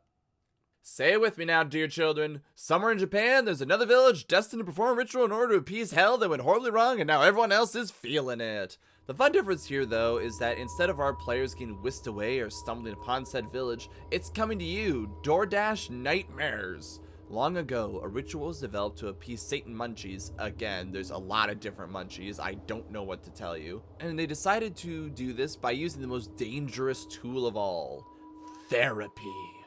People with grief in their heart would come to this village, whose location is not important, it literally doesn't matter, and they would be looking to have that grief released from them by tattooed princesses. Someone chosen to have a tattoo made from the blood of the living and dead, how metal is that, who would be able to heal people of their pain.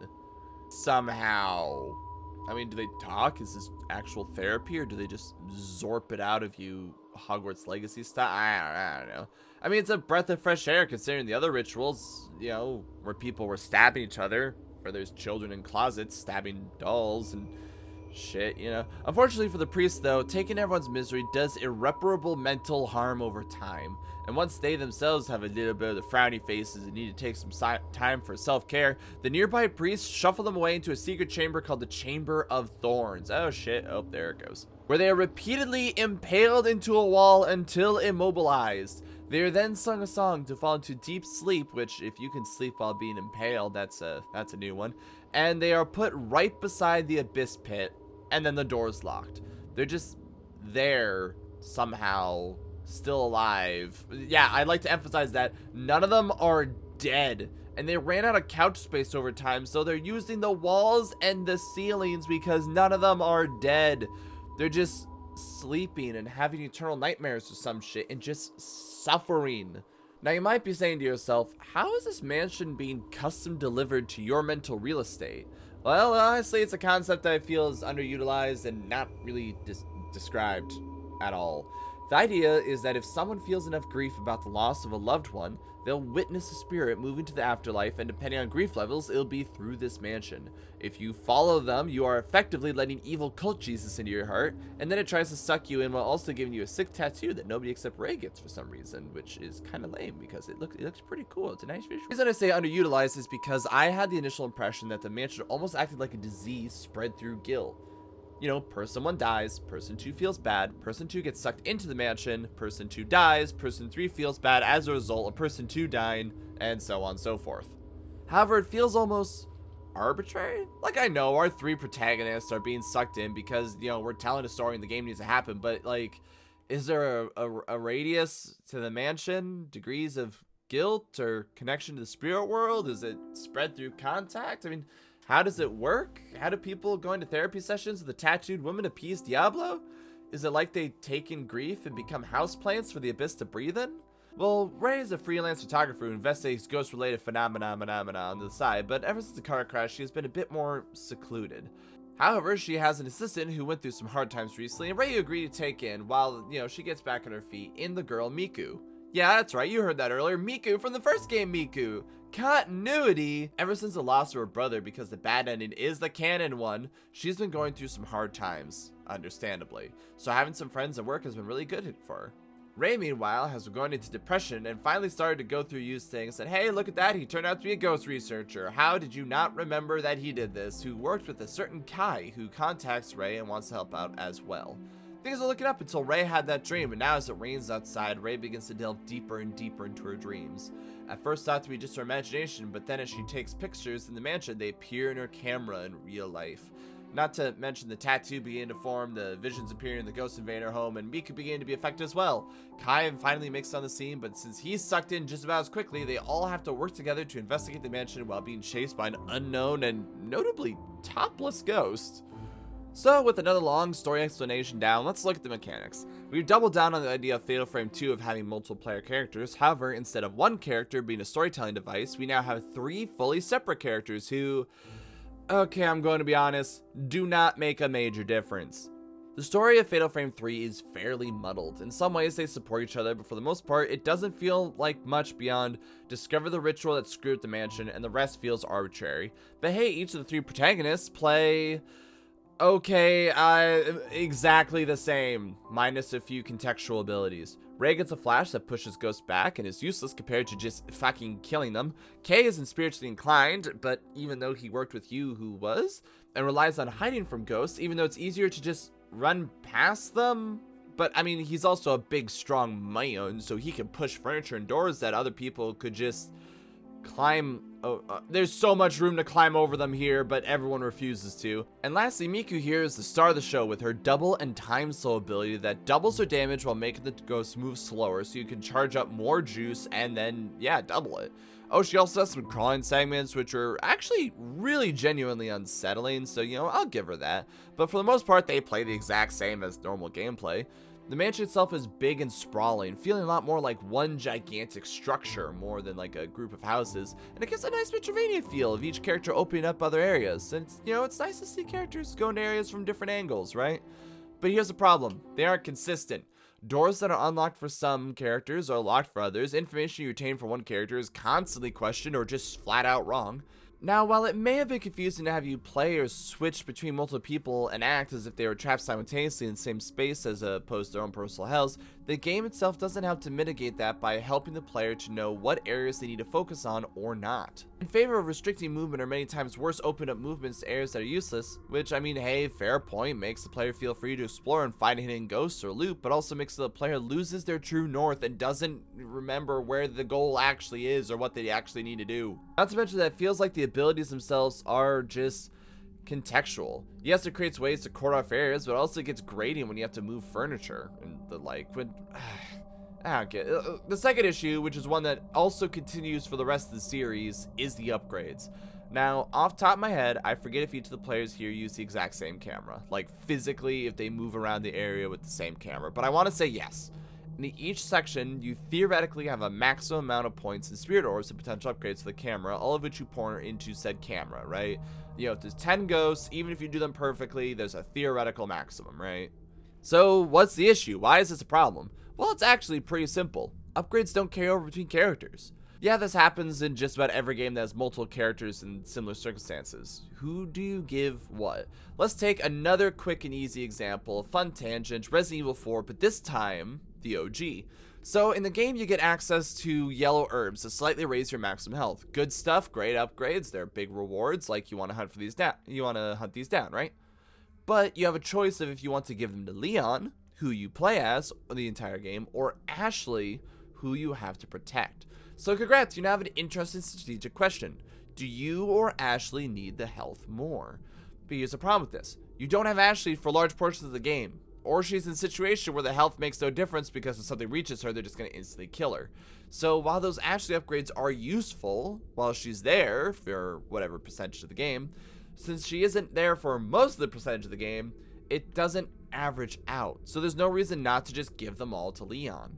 Let's take the same scenario with, say, the original Final Fantasy VII. Close your ears for a little bit if you don't want to hear what I'm pretty sure everyone knows through cultural osmosis. Aerith dies. And Tifa's the best girl. So here's the weird question. If you're like me and you know that through cultural osmosis when you're leveling up your characters, how much do you invest into Aerith?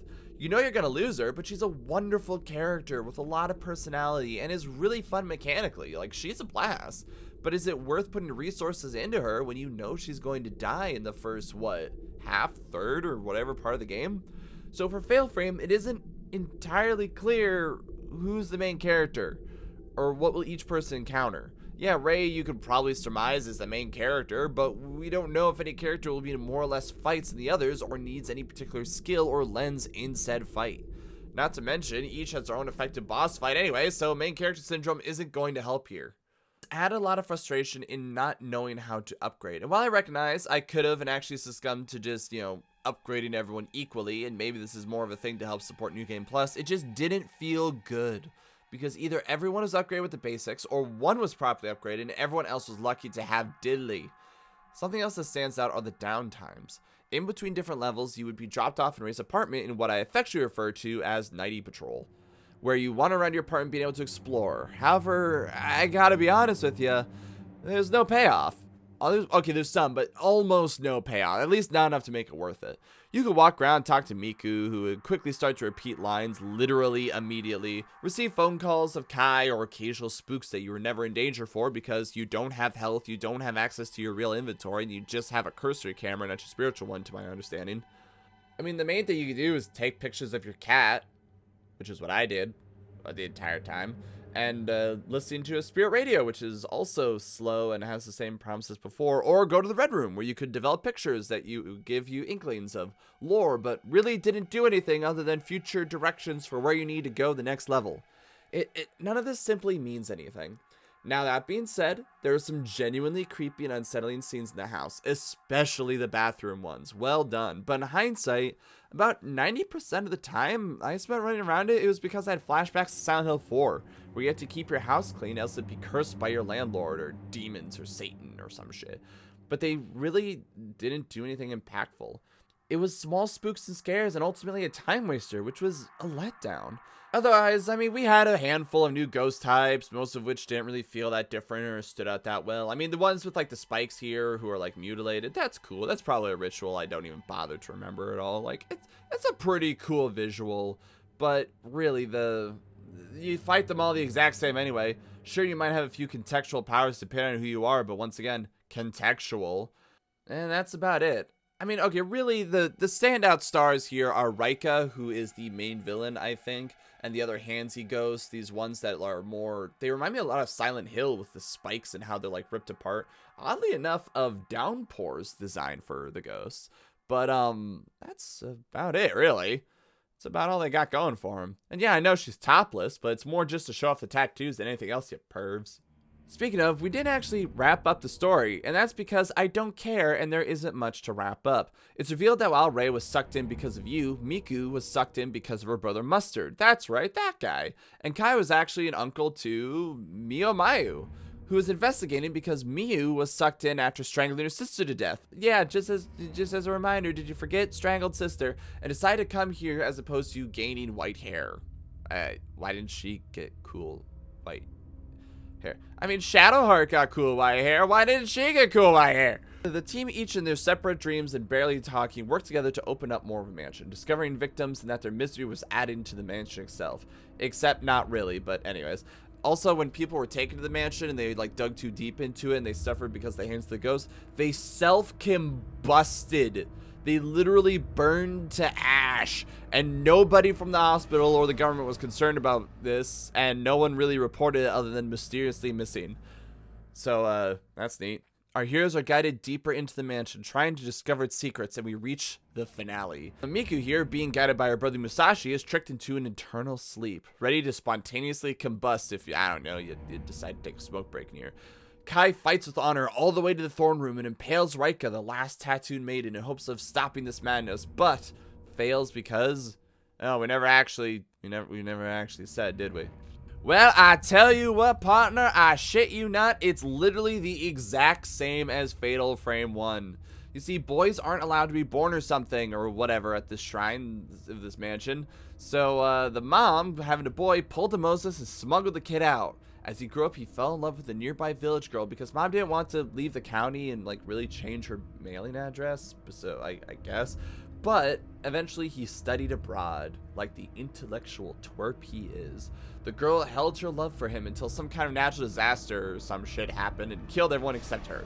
When the nice sexist shrine over there discovered this, they took her in, and she was probably tricked into being a tattoo priestess more than anything else so she could save people from the same pain that she experienced. Somehow.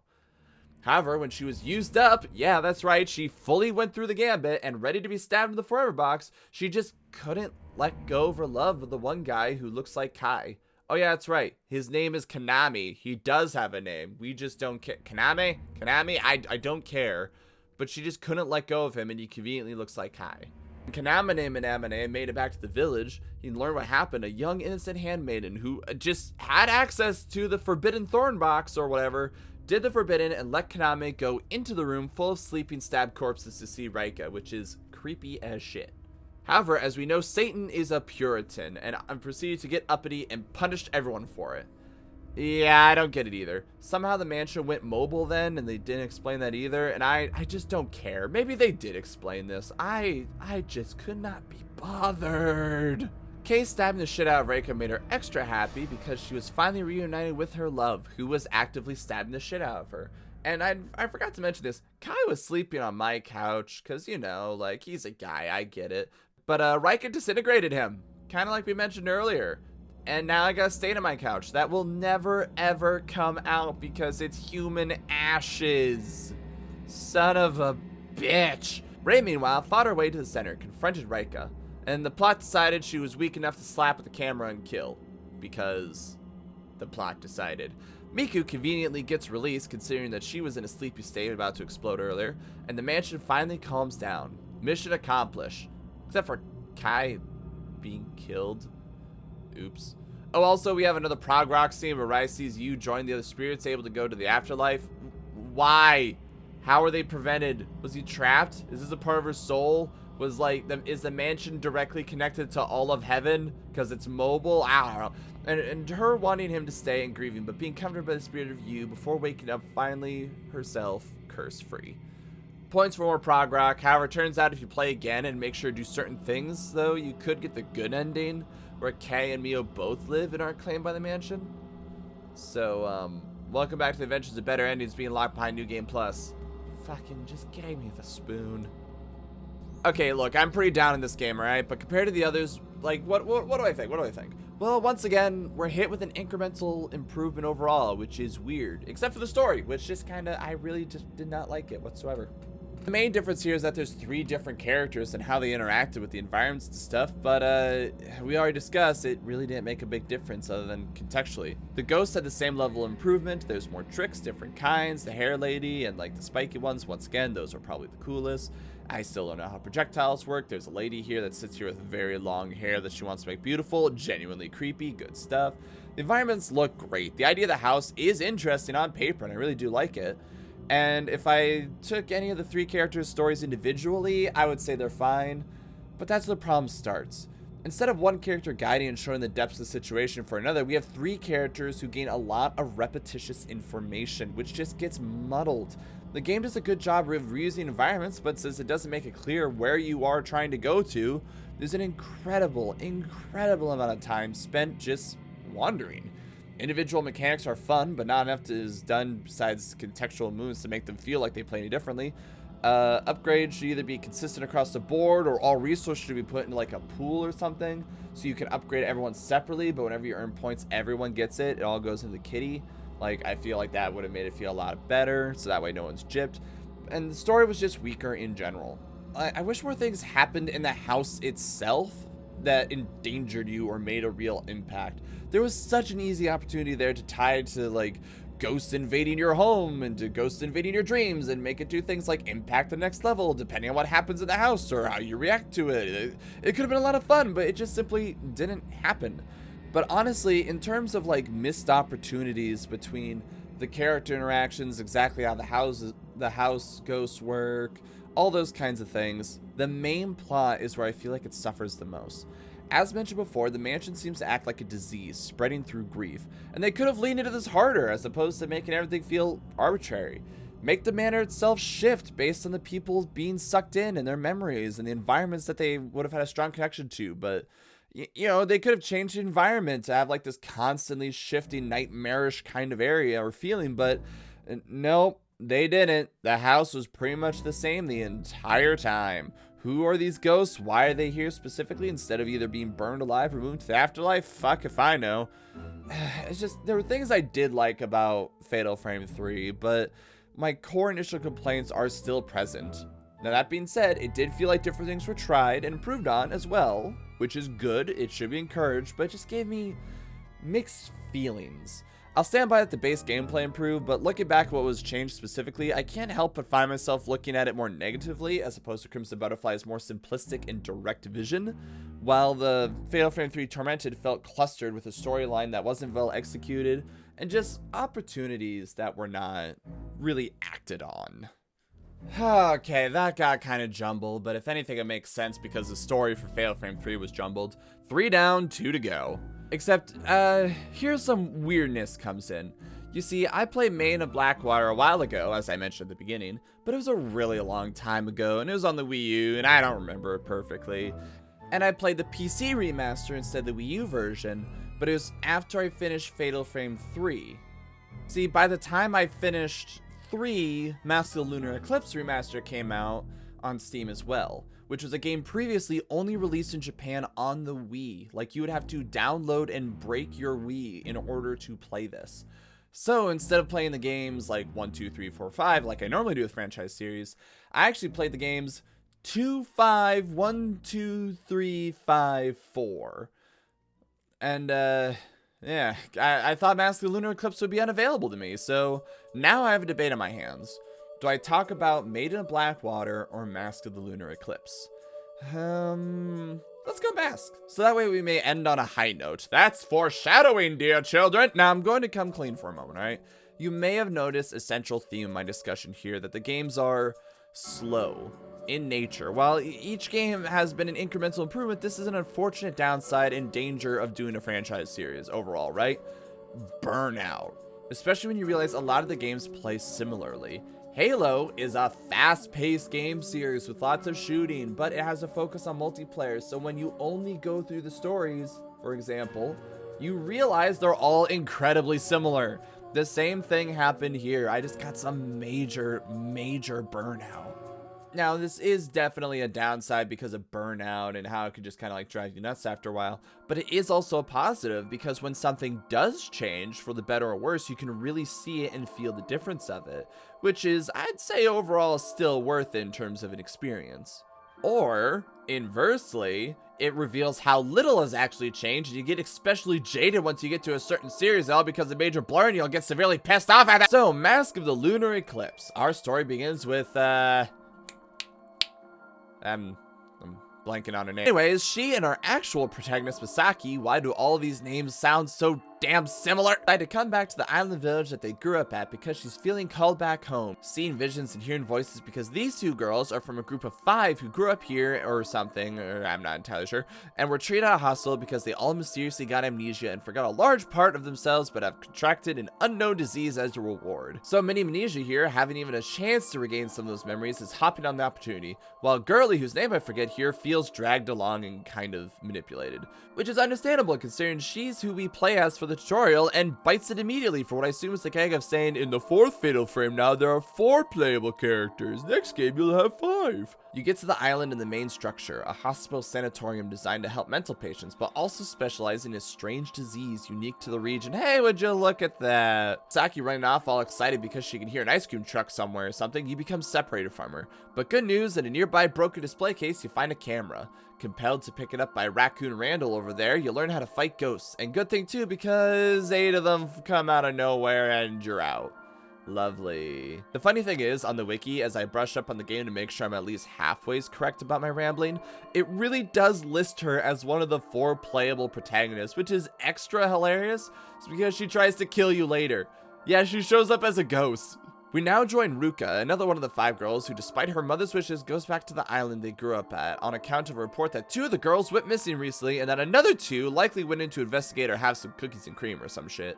So Ruka suits up by not suiting up with her own camera and goes in ready to kick ass and walk around terrified. Even more separate from the first 2 groups though, and as a separate entity entirely, is Choshiro, a friend of Sayaka, who is Riku's mom by the way, a private investigator who did some stuff we'll get to later, who is tasked to make sure the Scooby Gang here doesn't get off themselves and to get them out. Unfortunately, he's down 3 out of 5 already, so track record ain't looking too good. With that, the hunt is on. Main girl Misaki being led by the nose by a girl in black and another unknown entity. Actual main girl Ruka trying to find the other girls and figure out what the heck is going on. Both of them being afflicted by this unknown disease. And Cuckoo Kadult over here trying to make sure they get out. The classic loop begins. Every act you control one of the 3 characters, even though the game insists that there are 4, and it's navigating through the area, following passive ghosts, finding keys, solving puzzles, being accosted, and, you know, the good old stuff. Let's take a quick break and talk mechanics again. First off, all characters are in this area at the theoretically same time. And while I have no evidence of this, and you don't really even see each other or anything, or barely even talk to each other, it just feels more well done. Like, it feels very well laid out. I think a big part of this is the map showing a lot more information with like names and pictures and shit. I never really talked about this, but as the games went on, more information was also added to the maps. And it's awesome. I love it. This is a fantastic addition. Not to mention, they actually give information about keys and doors and stuff. Like, this is all just really good stuff and just makes the game feel a lot better. Another point towards good level design and map layout is the idea that the flashlight now has a second function in that it can reveal items in the environment. Now, the game talks about how you need to do this to find everything, but I will say not all items abide by this, and thankfully it's not like you need to strobe light each piece of furniture every time you walk by. The light is fairly generous, requiring only a courtesy sweep, and only a few times does it show things that are hard required, and the times it does, it's called out. I like the idea of having a way to provide loot even in areas you've already been in, especially with the side plot of items slipping into a spiritual realm like people are, and that the camera and flashlight revealing it, but primarily in making sure the player is well equipped. Like, it loses points to me because it gives the Metroid Visor or the Luigi UV light vibe, Which, what do I mean when I say that? Well, there's a pit in my stomach whenever a game gives me a light or vision or sense or something designed to find hidden things, because it almost always boils down to the same thing. Explore areas you've already been in, rubbing your nose on everything, or if you're ever stuck in an area, to switch on your 15 different flashlights to check said area. They're useful tools and many times can be used in a positive way, enemies turning invisible in logical ways, but weaker once they are revealed, so on and so forth, but can also, for lack of a better term, feel cluttered. I would say Lunar Mask here, though, is a good version of this, since it's the game's way of restocking the player more than a constantly used requirement. Plus, it's just really easy to do. Half the time you do it without even really meaning to. Inversely, along a similar vein to the light and maps, there's a side mission about finding these creepy-ass dolls around the map that I'm almost entirely sure required fully exploring the map every single level with every character. And I don't even know what the plot was around them, other than I think memories were locked inside of them? I have no idea, but they're very creepy, which is a plus. Honestly, I didn't like this very much. I didn't feel the most motivation to actually do it, especially when you took a picture of the doll. They stayed in place. They didn't disappear or anything. Now, this is logical. This does make sense. You know, I can't exactly fault it for that. But it also made it so that you quickly forgot which ones you found and which ones you haven't. So eventually you just start assuming you found them all, even though you know you haven't. You just stop caring. Now, last time we had 3 different characters that all played virtually the same, other than a few contextual differences, and Miku's, what was it called, the double or whatever ability. And yeah, you might get some different upgrades and lenses, but luckily here, it's nowhere near as much forced as Fatal Frame 3, where there's like an attempt to make it different and didn't work, and just kidding, it's time for the MVP powerhouse Toshiro! Wanna know why? Bitches, the answer is simple, motherfucking flashlights. Look at this shit. What makes Toshiro's flashlight so special? Well, A, he uses it instead of a camera, and before where we had film that I haven't really talked about earlier, basically as the number goes up, it's linearly better. I think it reloads faster, is powerful, basic shit. We don't really care, it's not important. However, with the flashlight, you are no longer tied to film. Instead, you are tied to a charge that refills over time. Also, you're no longer confined to a little box in first-person mode. Instead, you maintain that delicious third person, which I haven't talked about yet. This game is in third person, which okay, quick sidebar. This game's in third person. It feels so good. It feels so much better. Look, I love the camera angles. I want to emphasize that. The camera angles can be done well, but they weren't done that well, all right? This third person is so much better, especially because since the game can put you in first person anytime, it almost feels like there's no point in having locked camera angles. Here's another weird thing. Apparently there's modes you can go into that make it so you're always in first person mode. So even more, what's the point of that? But anyways, you're no longer confined to a little box in first person. You maintain, and I swear your turning speed is much faster because you're a grown-ass man. But most impressively is how the flashlight operates as a whole. Now remember, your camera normally only charges as you look at the ghost, and you have to keep looking at them for a long time in order to fully charge up. Oh, and I forgot to mention, the games have introduced like a kind of lock system as well. I got annoyed by this shit, so that's why I even forgot to talk about it. But it helps you keep track of them as they're like kind of moving around, but if they like disappear and move too fast, like the lock will go away.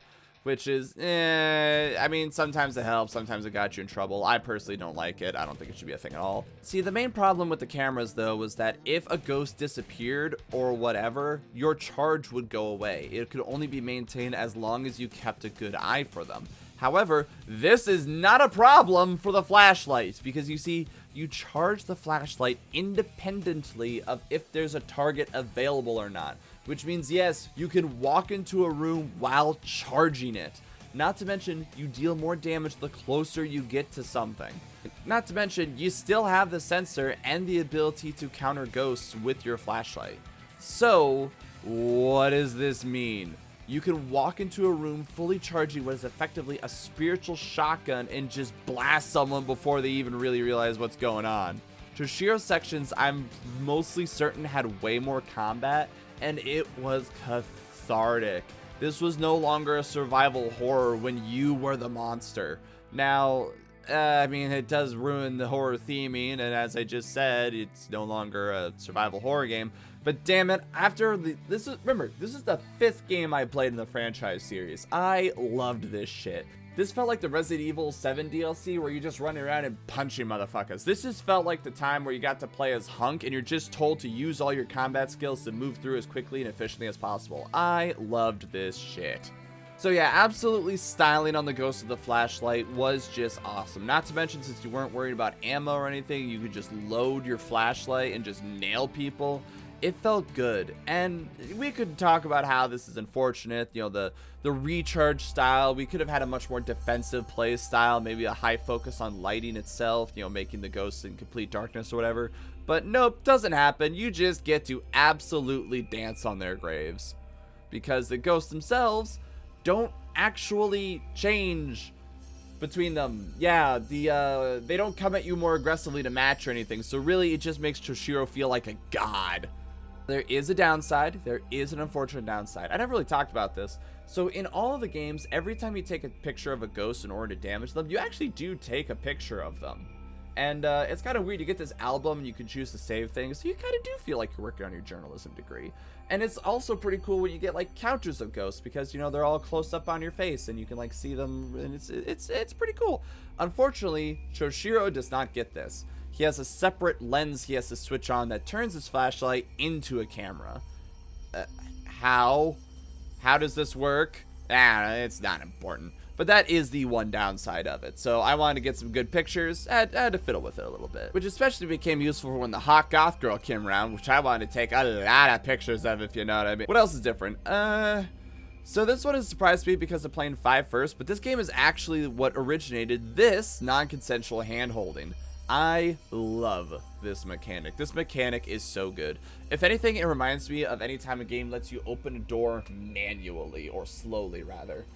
See, in games like Outlast or Amnesia, or the game everyone dunks on, Silent Hill Downpour, you can open a door slowly. The idea is if you open it quickly, it'll be loud and draw attention. But if you open it quietly, you could peek and look around before entering a room. But more importantly than that, there's a lot of emotional weight involved in opening the doors manually, for you being in charge of it. Sure, at a certain point, you'll just ignore it and you'll just start bum rushing and kicking down doors when you know you're safe. But when you don't know you're safe, it adds just a lot of, I guess, detail, emotion to just a simple act of opening a door and exploring the area. It does so naturally. Even if 9 times out of 10 nothing's there and you're totally safe, it still affects you. So how this works in Mask of Lunar Eclipse is every time you pick up an item, just like the doors, you have to reach for it manually and slowly. And at any time you can stop and, you know, rethink your life choices, pull your hand back. But as you reach out for it, this ghostly hand might reach out and try to grab you. The only way to dodge is to pull your hand back in time, but if you fail, he'll sit there and grab you and steal a little bit of your health, like a tax. If you juke it successfully, the hand will go away and will not affect that item anymore. Easy peasy, simple as that. Now, we could have discussions about, oh, this slows down the game, this makes it so it's not instantaneous, you know, like, this is just padding of time. It really does a fantastic job of adding tension, and to add to that feeling I keep harping about, that you are always in danger. I love that. Now, there are some, like, key items or things, or every now and then they'll drop health, and I'm pretty sure it's guaranteed ghosts will never grab you on. But still, very fun mechanic, very well done. I love it. I think this is great. Alright, where were we? Getting back to the story, we mentioned this unknown and strange disease, like a decent amount. So, I mean, what the heck is it? What portal to the Prince of Darkness Denny's do we have going on here? So this is actually a fun twist. You see, the nature of Everybody Loves Raymond Island here is that instead of it being a portal into hell, it's more of a magnet or drain for spiritual energy and ghosts, as it pulls that kind of phenomena into it and relatively nullifies it. However, the bucket does have a limit, and if it gets filled up, we'll have problems. So inevitably, we have a ritual to fix it. This is the Rorschach Rite of Descent, where we collect a willing, quote-unquote, woman and 5 girls that are referred to as organs for some reason. See, every 10 years during the Lunar Eclipse, the 5 girls who are trained ahead of time play instruments in order to help the main lady, who is the vessel, to feel the music and lose herself in dance.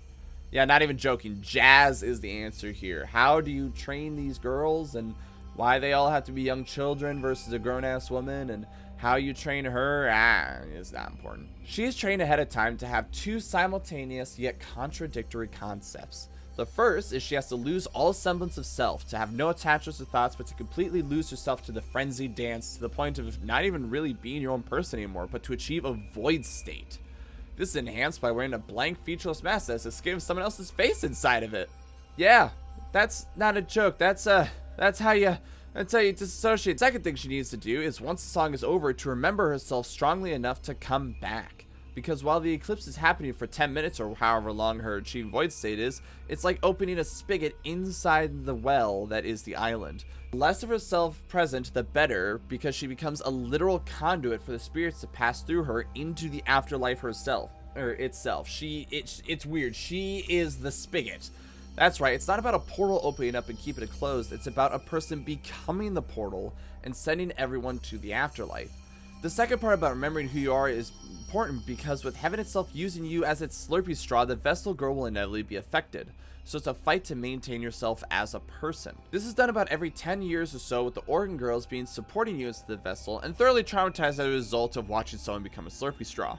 Which is honestly not as much of a problem compared to the unique disease I keep hinting at, that the vessel is 99% chance going to be infected with as a result of the ritual not being performed perfectly. Who judges that? Fuck if I know.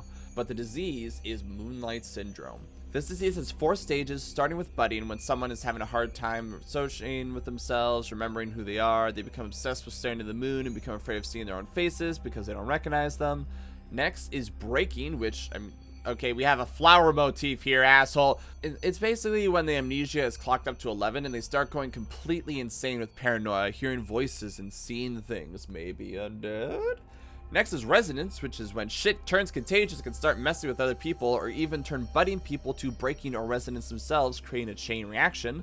Plus the idea of one person upping people at a lower stage and stacking kind of reminds me of Magic the Gathering, and that's just hilarious to me.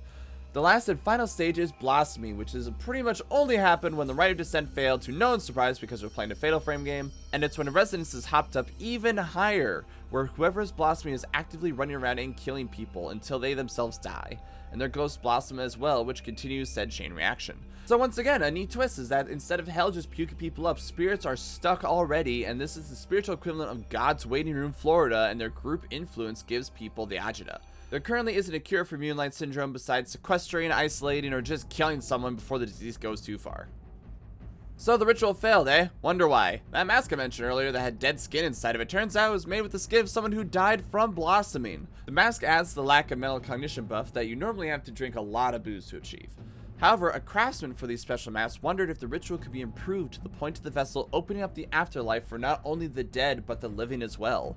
Because it seems like everyone goes to the same place when they die here, but this craftsman thought it would be better to go there immediately without that whole pesky dying process to learn about the afterlife. So he decided to craft a mask with unholy and forbidden techniques of woodworking. Look, I'm not entirely sure how it's the evil way, but this guy probably held his whittling knife wrong or something, or didn't wear the proper safety equipment and made a Majora's Mask, and the ritual itself failed because not entirely sure. Something about beer and liquor making sicker. Anyways, ritual failed and killed the last vessel, whose name is Sakuya, much to everyone's shock.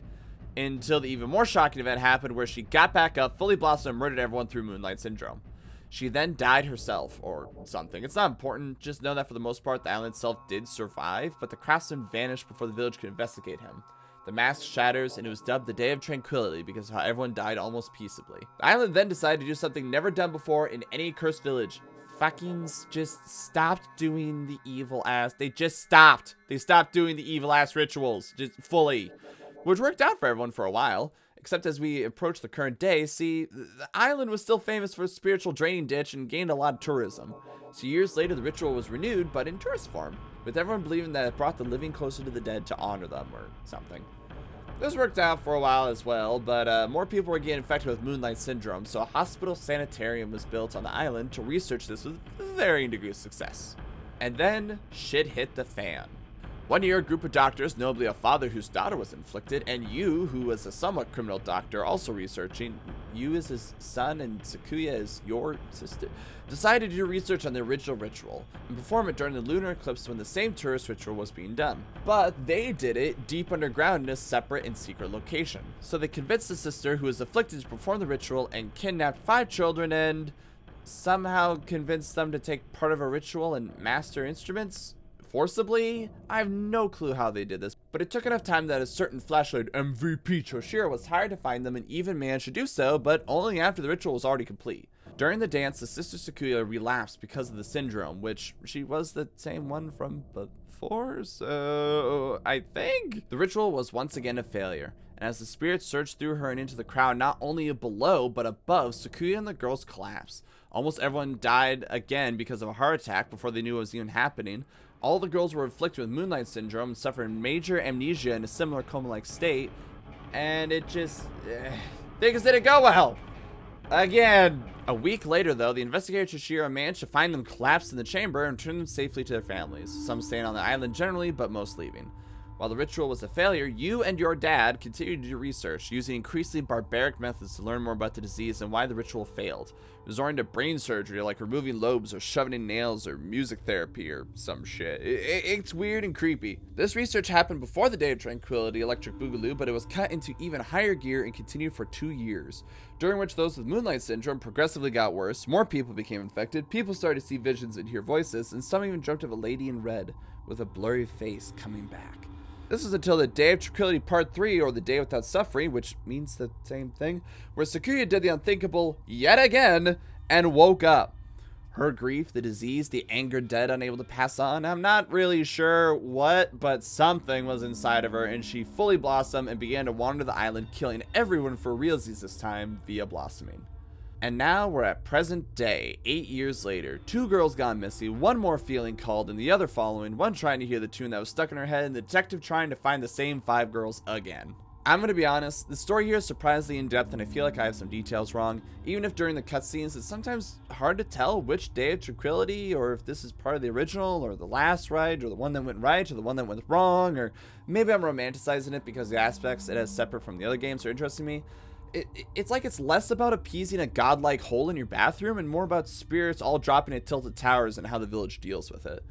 The rest of the plot is basically learning of these events and just how screwed up the hospital actually was. We also get to learn about how before the second ritual failed and the 2 years after, about Sakuya herself and her influence on the different patients around who inevitably died and turned into visually distinct ghost designs. First, in general, we have budding and blossoming as the concept. Basically, when ghosts are near death, they enter a hyper mode where their faces blur, which is a unique style. Either the face tends to be the ghost's creepiest feature. During this phase, they are more aggressive and damaging, although I didn't really notice that much of a difference. Apparently, they all became one-hit kills. Most notably, we got Raccoon Eyes here, who fights like a normal ghost, but I love how her eyes look. Ayako, who is arguably the main antagonist to Misaki, who turns out to be related to you. Yes, you, I think. Relative? And was incredibly malicious, enjoying causing pain into others, so that adds another sadistic little girl that's laughing at you. Also, her jumping on your back gave me a good giggle, and her airs and backstories are actually really creepy, especially how she was bullying everyone, including our dear tutorial girl and the nurses. The tutorial girl herself, who is one of the first bloomers you find, is a great sequence. Doctors that would try to flashbang you, and even the reincarnations of not only the original craftsman, but your dad, who unfortunately started to follow down the same ritual. Ruka's dad, who your mom took you away from because of his obsession in following the old craftsman research and how she remembers the last Day of Tranquility went. I'm still not entirely clear who was present for what. The best and most interesting to me among them, though, I would give is Kagiri, the hot goth girl. Yes, I have a type. First off, I love her design and how you initially see her. Just the visual is so good. Someone pushing what appears to be their own corpse around and talking to it, that is creepy as shit and I love it. But it goes a little deeper than that, actually. You see, most ghosts you see were all very likely alive and well until the day without nachos or whatever, and Sakuya ran around and started killing everyone. So they actually endured some of the more intensive medical procedures. Kagiri here was put there with a personal family doctor because of an event that happened with her twin sister. As the wiki reminds me, details are sparse, but apparently her sister was unable to walk after Kagiri made her some kind of confession and was rejected, and Kagiri pushed her, likely an accident. Likely. The sister then had to be in a wheelchair and Kagiri continued to care for her. However, when she died or whatever, Kagiri was in such grief that she made a full-size and lifelike mannequin that she named Watashi, which for those of you who know in Japanese basically means I or me, that she continued to care for and push around in a wheelchair. After she died, she had such strong emotional attachment to the doll and the memory of her sister that it came with her as a ghost. In combat, it's a 2v1 fight. Kagiri herself fights in a very flighty and ambushy manner, disappearing much more quickly and really focusing on running at you from behind, while Watashi moves like a zombie, slow and direct and just going straight forward but having way more health, while Kagiri is much more offensive. Individually, we've seen ghosts like this before. However, these guys are just much more on the extremes. They work together beautifully, and it's just an awesome visual and a really fun fight whenever it comes up. Until Toshiro runs in with a fully charged flashlight shotgun, snipes him in one shot, and does the teabagging from Dead by Daylight. We finished this game with our 3 characters. Turns out before the return to the ritual, Misaki actually became good friends with Sakuya, possibly almost as a motherly figure. And as Sakuya was fading or something, or getting ready to do the ritual again, or I don't even know, she decided to make a doll for Misaki, named it Mia, as a combination of their names, and also to make things more confusing. Except turns out years later, so much emotional attachment was put into the doll that just like Kagiri, that shit came to life and was used by the new blossoming Sakuya to lure her in and nab her at the end as she was being accosted by Yako. So that's nice. MVP Toshiro, meanwhile, tries to hunt down where the other girls are, while also trying to hunt down you as a doctor, as that guy's been on a malpractice crime spree, of which kidnapping 5 girls and making them join a band was only the tip of the iceberg.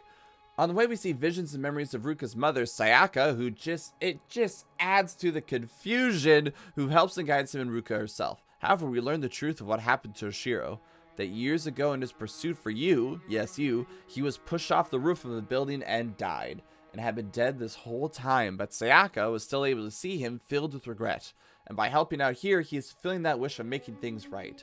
It's also revealed that Sayaka herself died while Ruka was gone and Toshiro went after her. So there's a discussion there if, like, Sayaka was already dead and that's how she talked to Toshiro, or if she died afterwards and followed Ruka, or when exactly she died versus when Ruka talked to her. Either way, Ruka has been dodging Blossom Girl here while getting the piece of the true mask of the Lunar Eclipse and eventually making it to the shrine on top of a lighthouse, because that is where we put important shrines for a final confrontation with Flower Power over there. How the fuck did they, like... God, can you imagine the cranes, the machine? How'd they build this? After a fight that weakens Sakuya temporarily for arbitrary reasons, she manages to get to the nearby conveniently placed piano that must have been an absolute bitch to install, and play the Moon Song to calm everyone down. With that, in one final act, the ghost of our MVP slaps the mask on Sakuya for us, allowing her to become the vessel again and slurp everyone back home. With the last look at Toshiro and Sakuya, not Sayaka, I think, I don't know, I'm getting names confused, they fade and you get to finally see the face of your dad, now laid to rest. Except a hard better ending where Misaki actually lives. Yeah, quick reminder, you were lured away by a doll and then kind of killed or something by Sakuya. I'm still not entirely sure, like, the spirit of the doll versus the spirit of the malicious child versus the spirit of the lady in red. Like, she died. She's not getting away with it. And Shoshiro's already dead, so, like, what are you gonna do? But yeah, if you play the game on a hard difficulty again, she would have lived. But I'm, like, pretty sure she's dead. Doesn't it make you feel good? Fast rambling and fast talking aside, we had to go in depth with a lot of the story there. It helped that Lunar Eclipse here has a lot going on to discuss. Plus, I had to reread a lot of it to make sure I had it right, because like I said, I was kind of in an angry haze when I got to that game, because I was getting burned out hard. But my thoughts on Mask of Lunar Eclipse, separate from how I was having major burnout from the series at the time, it's weird, it's eerie, but they're just, once again, subtle, major, okay, I say subtle, major, but like, they're definitely more noticeable in this game, but it's still subtle improvements. The game is faster, enemies do act more differently, we have the classic ghosts, but a lot of them have tricks and themes like Kagiri. The story, while more complicated, probably the most complicated out of all of them, it actually ties together really nicely, other than having some confusing names, and it's pretty nice and straightforward, with lots of twists and turns throughout it. There may be 3 characters I still complain that their upgrades aren't tied together, but the differences in themings and especially the flashlight is just, it's great. The map is a fantastic improvement, the game just feels a lot better, and it's just a marked improvement over the previous one. Again, I can't let go of that. Again, it keeps happening. This is the first kind of series I've ever seen this happen in. I really do mean that burnout tainted my view of the game during it, but looking back, I look at it much more favorably. But it is now time for our final game, Maiden of Blackwater. That's right, the game I hyped up, the one that apparently people hated, and I'll die on the hill that it's the best one of the series. It's time for the finale. The thing is, I say that, but actually reading the reviews of the game when it came out, they're all middling to okay. A lot of games are like that too, so, you know, depending on where you look, the general views on anything change. So, hey, you know, what do I know, right? Also, as an aside, in Japanese, the name roughly translates to Wet Crow Shrine Maiden, which sounds objectively similar, but nowhere near as much as, according to the wiki, the English name of Oracle of the Sodden Raven. And Sodden is hilarious to me because it gives me a funny mental image and makes this Brit in me happy. Our story begins at Mount Hikami, which let me just sum up the place right now by calling it the real-world suicide forest Aokigahara, because Mount Hikami over here is considered the premier vacation spot to die a pure death by effectively committing suicide. Lovely.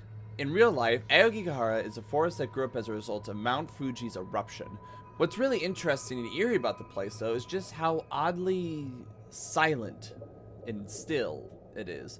When I went there, there was no birds. I saw one spider. Nothing. It was just silence and plants. There wasn't even any really wind or anything. It was just still. And a lot of people, when they go there, find the peace and quiet of it oddly gravitational. It's like there's a pull, a call, a calm to it, but also an eerie fear. And as a result, it began to be used as a place to commit suicide because of its serenity, if you will. Mount Hikami, on the other hand, has a lot more animals and commodities there, like a hotel, a temple, a village, and some lovely hiking trails. What also makes Mount Hikami special... What is Mount Hikami? What also makes Mount Hikami, as I just wrote in my script, I realized special, is that it is home to various rituals, but also sacred Blackwater that has a connection to the afterlife in a place called the Shadow Spring, where the barrier to the afterworld is at its most thin. Again. Now you may be saying, a secret village with unknown rituals that seems to be heavily connected to death, the afterlife, and heavy emotions. Geez, it's starting to smell like a secret human sacrifice and rituals gone wrong because someone had a crush, huh? Well, shush, we'll get there, Corporal Pattern Recognition. We join our first girl, Miyu. Mifu. God, another fucking Pikachu! So Mimikyu here has decided to start the game in what is only described as an absolute nightmare scenario, being chased by some particularly booby and handsy ghosts. We learn the controls and desperately try to escape, only for Hair to reach up and go from impossible king straight back to absolute nightmare fuel.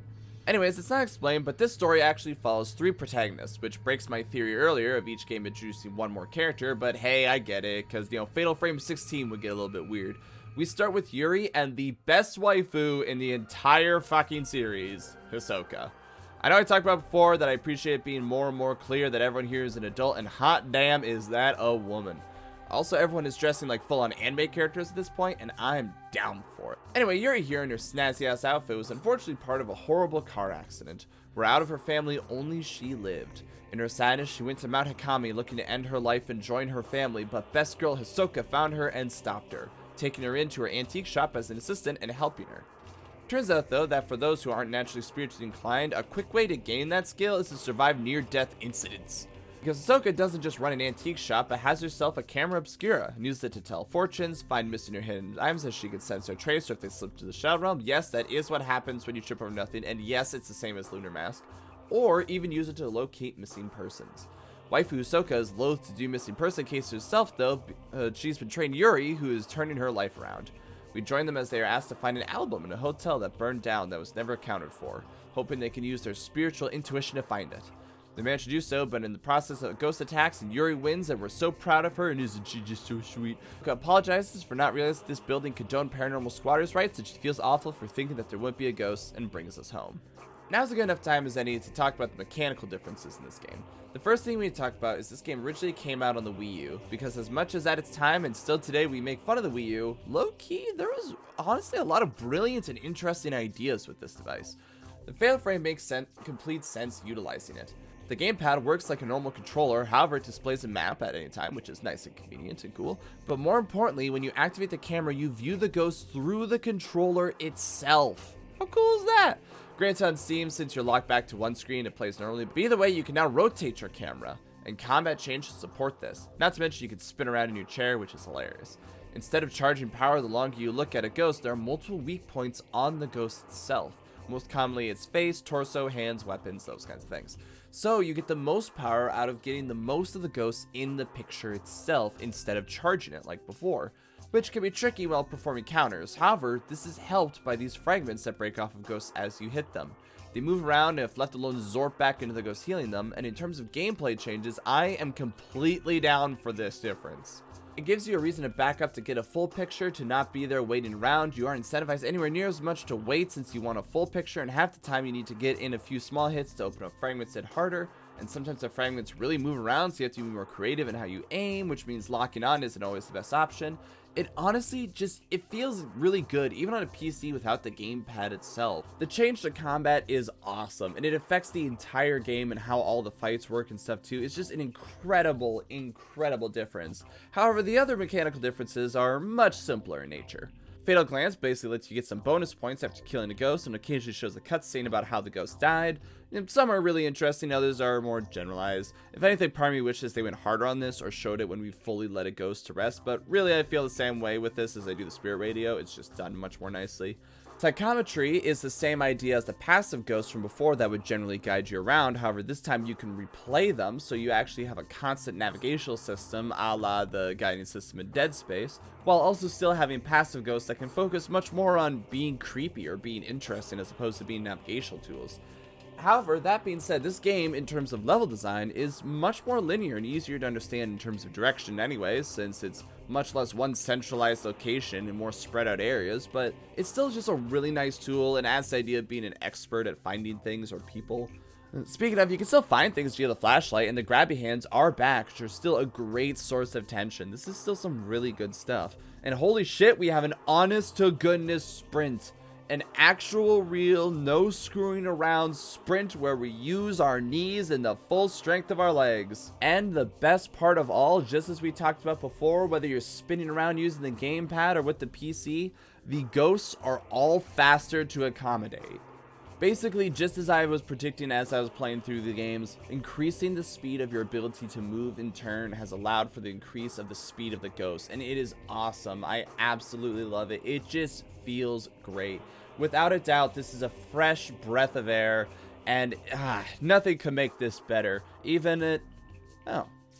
It's raining.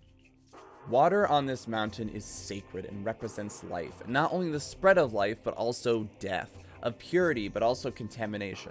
All life needs water, and as a result, it's everywhere. And it rains a lot on this mountain to boot. So as we're in place with a strong connection to water and spiritual influence, what happens when it rains and we become, well, sodden? The ghosts kick into overdrive. Essentially, hell gets closer, like in high school when you open a pack of gum, the ghosts are more primed to attack. They get faster, stronger, hit harder, hands are more grabby, they're more common. Some enemies can even make you wet and even deal residual or constant damage as a result.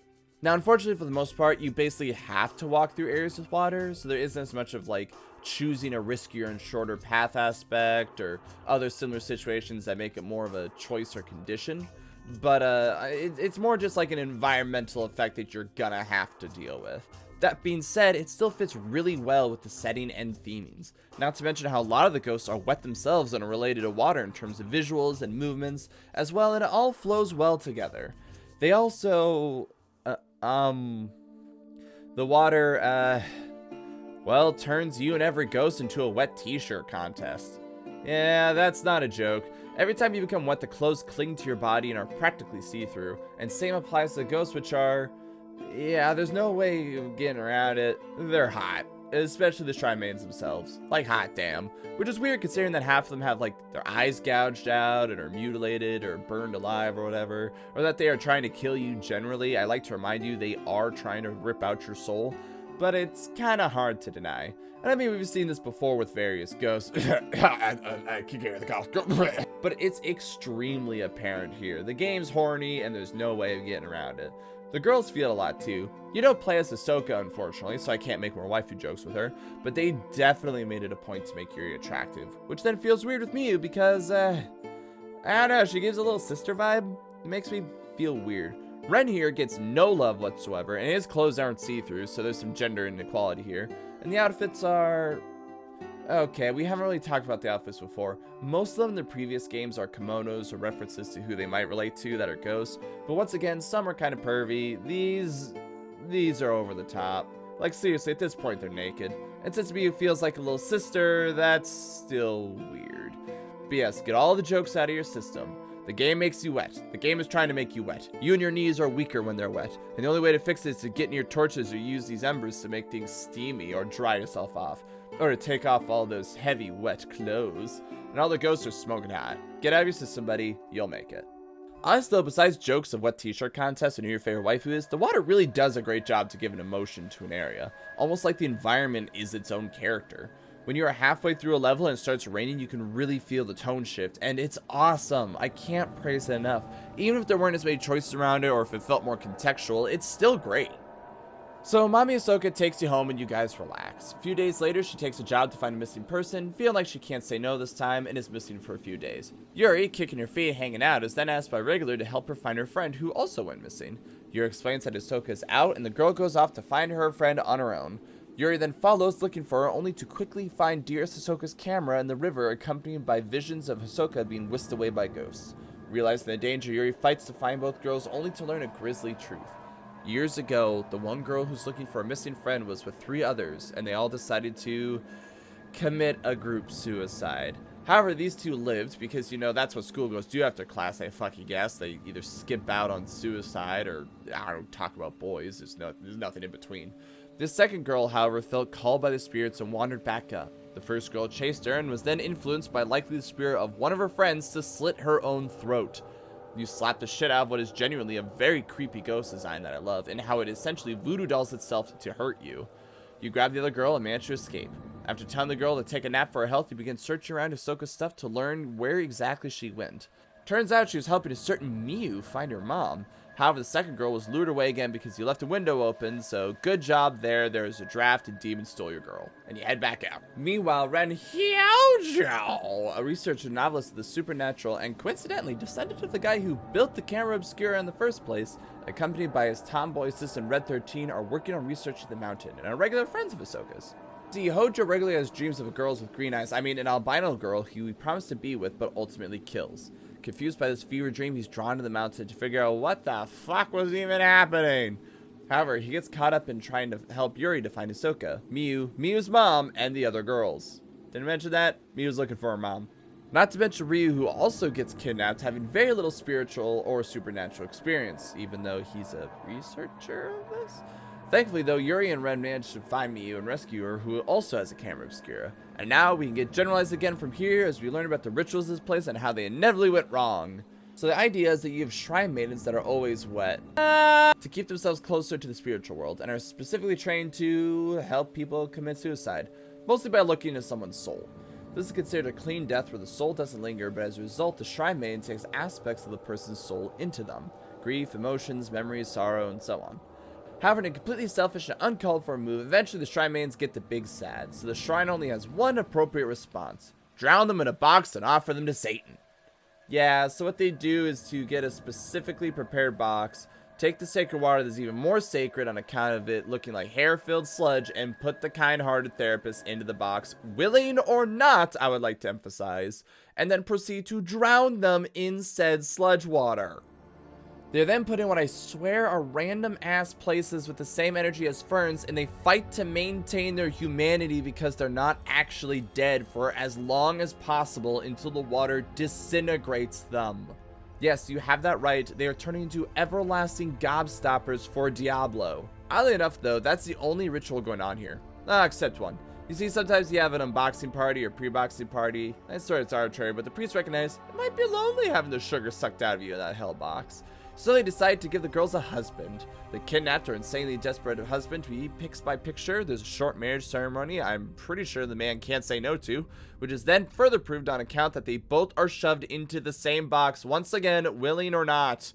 Oh, I never mentioned how they're forced in. Here's a hint. To start, the ritual's fucky, and it's yet another way to appease the gate to oblivion from opening, and of course we have to ask, how'd it go wrong? Well, for once, it doesn't involve a crush on a cute boy. Nah, I'm just screwing with you. Because it happens 3 separate times. Remember the guy who invented the camera obscura? Asua? I don't even know if he has a real name or not. Turns out he visited here at one point and made a friend with this adorable albino girl. But she was only deigned to live for 7 years for arbitrary reasons. So they took a picture of her and convinced her good friend Asua to stab her in the back with a knife and put her in a box that is surprisingly roomy considering it's one size fits all. Or rather, I guess that'd be unsurprising, because now we're stabbing children and putting them in devices. Aso was effectively chosen as her shadow husband, but for some reason, they let him leave of his own free will instead of putting him in too, and once he left, he started to wonder if it was a dream since it felt so surreal. Like, the girl was kind of intense. I don't know what even happened. The second time was years later when Asu visited again, apparently forgetting that trauma. This time, though, he was asked to arrive as a photographer. However, as he took a picture of the shrine maiden Ose, a connection was made. She fell in love, and then she was further prepped for the ritual. Meanwhile, though, a guy whose sister was in an abusive relationship, of which he killed the abuser, was coming into the village in order to have a peaceful death as a result of his actions. However, mid-suicide glance, he panicked, realized that they would somehow learn his secrets and his sins, which, I mean, he was actually correct about that, so, fair enough, man, he did see it coming. And he then proceeded to kill the maiden and run off. However, realizing that people tend to notice murder, he then proceeds to run around and murder everyone else, and then light himself on fire. Return to program, Ose is put into a box that feels the grief and misery of every murdered person somehow. That, when mixed with the grief of never being with husbando handsome man Aso she met 5 seconds ago, made her go ballistic. Instead of going into the water channeled through her and sing along now. Open a portal to hell that murders everyone and continues to draw more people in. Coincidentally by memories, because nobody informed any of the civilians in the nearest 10-meter radius, towns that are around this mountain, that there are dead beings up there seeking pain and misery, and others with a growing radius, as just how it's really popped off now, considering it had to go through so many bike trails. So people keep going up, lured or not, and they keep mysteriously disappearing. Which begs the question of how the radiuses of hell portals work in all the other Fatal Frame games, especially 3, but we're not going to worry about that. Speaking of, we'll start with Miyu's story, who is the most straightforward, oddly enough, because the phrase you're looking for is accidental incest. Yeah, no joke. So her mom is Miku. Yes, that Miku from Fatal Frame 1 and 3, that one. So remember in the third game when the main girl fought the ghost to fix the Dream World mansion or whatever, and a bunch of characters got to meet their loved ones for a second, and Miku was still feeling guilt over Minnesota? Yes, that Minnesota sacrifice. When they met, there was some unknowns about what exactly happened, but she pulled a Mother Mary and got pregnant with her brother's ghost. Yeah, so in this one moment that they met, they had sex? Spiritual sex? Because their souls were close? It makes no sense, but apparently this thing happens a lot, where there's a child between the living and the dead, referred to as a Shadowborn, who have a deep connection to the spirit realm, and also lowers lifespan of the mom somehow. Which didn't help that Miku vanished from her daughter's life very early on, like the good parent she is.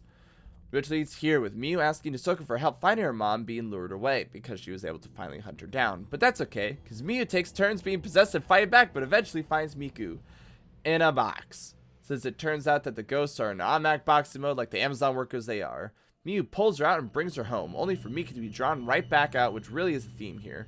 Also, as a sidebar, Miku... Okay, look, I know I keep harping about, like, a real woman and the age differences or not. Miku is, like, way older.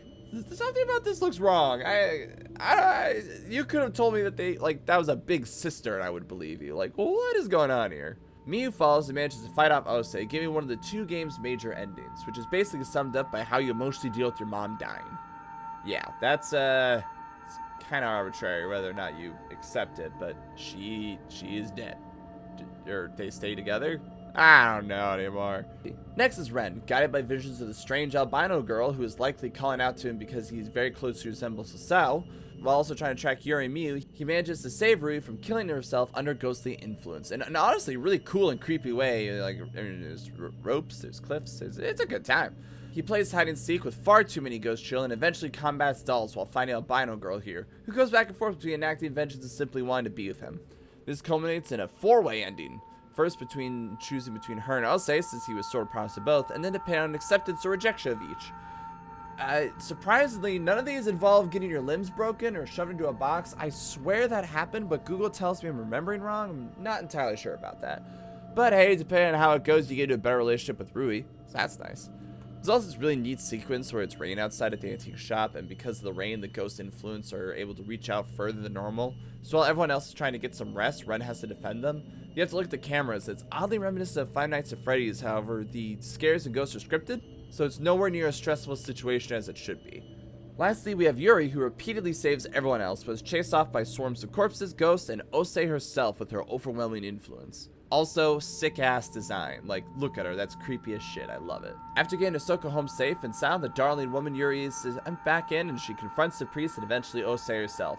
Depending on arbitrary reasons of when you slap her during the boss fight, that's not a joke. If you mess this up, you will get the bad ending. You then get one of two endings for her.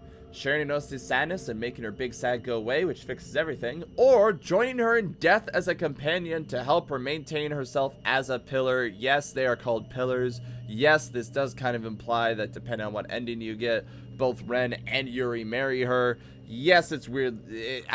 Yeah.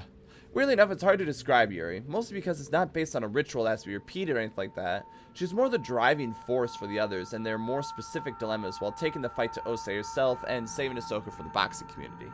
Cool sidebar, so it turns out Ahsoka doesn't take missing person cases because she was asked to find someone who killed themselves before she could stop them, and as a result lost faith in herself in that regards. But when Ahsoka found Yuri, she did manage to save her, and now when Yuri saved Ahsoka, there's a genuinely touching scene of her making tea just like Ahsoka did. It's honestly very sweet. Depending on the ending you get, you also see Ahsoka's reaction, overjoyed to tears that Yuri lived or filled with despair that she failed again. Not gonna lie, I feel kind of weird in how quickly I'm able to describe this story as opposed to the other games. The primary loop, my friends being lured away and us trying to save them though, is the main plot at its core. Not to mention there's no specific ritual we actually complete, so much as slapping the ghosts around for getting rowdy and making good use of all of our drain cleaner.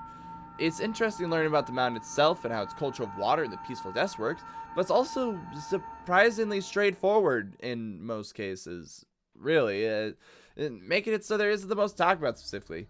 Really, no ritual redoing, it's just unboxing videos and strobe lighting while going through interesting and genuinely creepy environments with soaked socks. And with that, what do we think of Maiden and Blackwater separately? Well, the 5th verse is the same as the 2nd through 4th, except maybe twice as much. Even more than with Mask of the Lunar Eclipse, which is to say a surprising and amazing leap forward. The sprint and the increased turning speed allows the ghost to be faster or to more intensely have chases, although there are a few bits where you're chased by Ose where she's invincible and in a one-hit ghost again. Ghosts that come at you for anywhere from 10 to 2 o'clock as you're on full sprint, especially in tight areas, is a bit frustrating. You could mitigate it maybe by like creating danger zones so you know she can come, like you know where she can come from and they're visible. Maybe they like slow you down when they're inactive, or maybe you have to hit them with your camera so you can like keep moving. The environments look great and are nicely varied between temples, caves, mine structures, trolleys. I absolutely love the swamps and the forests, not to mention how pervasive the themes of water are throughout the area. The ghost designs are great, some a tad more generic as some of the more civilian looking ones, you know, they kind of look similar after a little bit. Kind of wish there were more unique fatal glances. That being said, the Shrine Maidens and Guardians are phenomenally designed. I love how they almost dance like the flow of water and how their style of combat focuses much more on the water mechanics themselves. Not to mention Huzano slitting her own throat, extremely unsettling. If anything, the high focus on the water mechanic plus the spirit splinters and how it's no longer about counters and waiting so much as trying to create and then find the perfect shot just added so much more to the combat as a whole. But speaking of ghost types, there's a star we barely mentioned on a show before that, I forget if I mentioned this, but there was a contest that went out for who's the scariest ghost of all the Fatal Frame games. And I just want to take like a quick cursory look down this list. We got the Crawling Ghost, which I mean is creepy, but I personally didn't understand. Sai at number 3 for her laughing and just generally being creepy. The Fallen Lady. There's our girl Kagiri at number 5. I think that one's from the first game, but I generally don't remember. 2 different versions of Broken Necks Lady, which is well done. The Tattoo Girl, which was great. Ah, there she is. There's a girl who slits her own throat. Love her. But the star, the one I want to talk about and focus on, is the Tall Woman. What's her deal? Why is she so tall? Why the smile and soulless eyes? I have absolutely no idea. And to my knowledge, it's never explained, but I love how insanely creepy she is. Even the picture from the wiki is unnerving. If anything, I wish they hammed her up more a la Slenderman, because a few times she's in the trees or just standing there, and you don't immediately realize it until you realize one of the trees is her. Seriously, she absolutely squicks me out, and it's awesome. I absolutely love it. Also, just looking at this list, it is interesting that a lot of the ghosts that I mentioned that like really were the standouts, they're the ones on this list. So hey, you know, not just me. Except for the Crawling Girl. She was a good jump scare, but otherwise, I personally don't get it as much. I also bring up the goals and scenarios of each act. effect, or in this game drops, which once again, water themes, haha, feel a lot more varied and much less backtracky, like when you have to turn a trolley back on. This is a great example. Although, like I mentioned with Five Nights at Ren's, I do wish it was a little less scripted. The water mechanics, for as much as I make fun of wet t-shirt contests, give that oppressive feeling I absolutely love. But really looking back, there was a ton of great moments in Designs the area. From the grave sites of boxes and their caretakers of the rituals in the creepy flowing water, working through forests or making it through different eras of styles of buildings and temples and cemeteries, the falling lady off the waterfall and the constant threat of hands grabbing you, the altars and shrines that the maidens themselves cared for, the tonal shift of the rain I just can't stop raving about. The level design compared to previous games is an incredibly notable improvement. And the style of combat focusing more on positioning as opposed to charging. Overall, just a full-on sprint in the right direction for what makes Fatal Frame special to me. Don't get me wrong, I greatly enjoy Lunar Mask and the others, but comparatively, Maiden and Blackwater just did so much more right. If I had to give criticism, the story does feel a bit simplistic in comparison, especially since we aren't focused on rituals so much, but it's still a great change of pace in that it's less about trying to repeat the past and more about fighting against a current catastrophe. As of writing, we are 34 pages in. This has been an absolutely unfocused mess of an explanation of the series and really is just a drunken rambling as far as I'm concerned. But, dear viewer, what lessons have we learned from the series? Did I go with the wrong mindset or expectations? And what can we learn either through or from it? Besides that Japan is positively infested with the undead and needs some swift paladin might to sort this shit out, well, let's review my 3 original points. Once again, I'm probably inaccurate with these. Heck, reading the PlayStation 2 interview, some of the things I talked about weren't even a factor. The interview mostly focuses on personal experiences and dreams and trying to evoke that feeling in the player, so I'm likely even more off the mark than I think I am. But I still chose them, and I still want to stick with them, because these points were basically everything I heard about this series before fully experiencing it myself. I talked about ghosts as a concept, characters being ill-prepared instead of action heroes, and the atmosphere and pacing being major factors. So let's look at these as the game series changes. Starting with the ghosts, I have to say visually they run the full gambit. We have ghosts that look like the living, the dead, the moment of death, an amalgamation of their emotions, more abstract concepts. Definite winners to me are, like we talked about at the contest, Water Shrine Maiden, Sai, the Tall Woman, Kagiri, the Broken Neck Ladies, the Fallen Ones, but there are plenty of other details going around that make them special, even if a bit telegraphed, and that's where the rub comes in. Ghosts to me always have a wide array of tools: illusion, possession, emotional manipulation, telekinesis, freezing.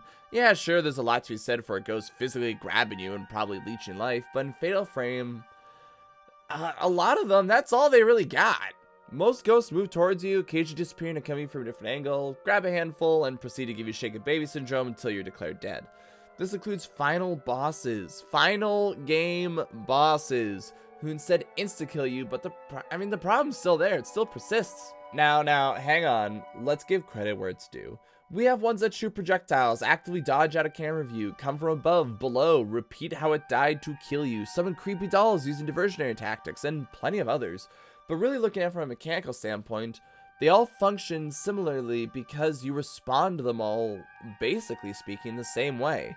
They are the exception, not the rule. It kind of reminds me of Callisto Protocol, how in setting up their base mechanics, it limits the overall options the enemies can act on. But hey, as long as we were talking about combat, we should point out the game does get faster every time.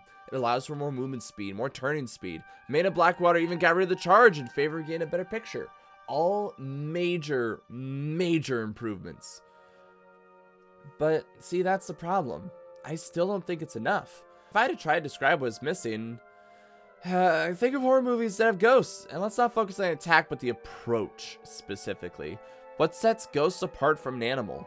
In my mind, we have the person running. The ghost will either do one of two things. As you run, the ghost will somehow always be right behind you. The distance between the two might be eerily consistent, as it's only actually approaching at a snail's pace, giving a feeling of inevitability.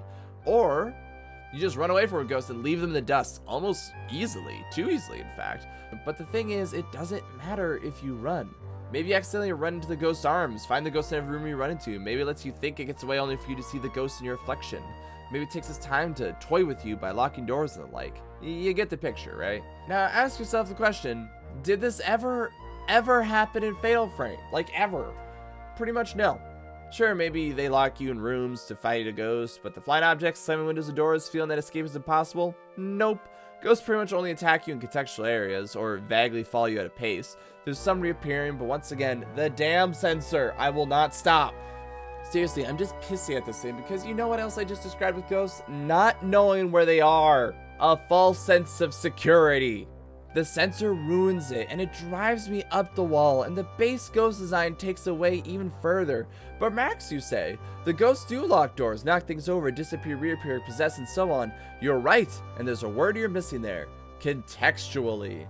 It's extremely noticeable on a second playthrough, but almost every single scare and cutscenes are put on a script. Now I get it, okay, making it more procedural or random or based on physics or something is exponentially more difficult. Not to mention, if it's the very first playthrough of any game, it's literally just as random or unexpected than it would be if it's scripted or not, because you don't see it coming regardless. But it's made worse by how telegraphed everything is. Yes, obviously the subtle scares will be missed. The player doesn't know where to look or how to look or whatever. Everyone's had that happen where they accidentally miss something really cool. So what do you do? Like, how do you fight that problem? Easy. Commit to it. That's not a joke. Start very subtle and ramp it up as the game goes on to represent the ghost getting worse. Don't rip my head around and force me to look. If I miss it, it's on me, just like I would in that real scenario. Yeah, I know a lot of the ghost signs are to make sure I know where to go. Fine, good, I get it. But like, make those obvious, or as Fatal Frame 5 does it, make it something repeatable so that way you always know your trail. You could use it like a trail that you're learning to follow as you walk along. But the haunts themselves, they need to be creepy, subtle, insidious. Otherwise, you might as well be fighting zombies, something else equally obvious. This is why I have such a love-hate relationship with these damn ghosts, because they do a lot right. There's a lot for me to truly enjoy about them. But I know they could be better. They are nowhere near as good as I know their potential can easily reach.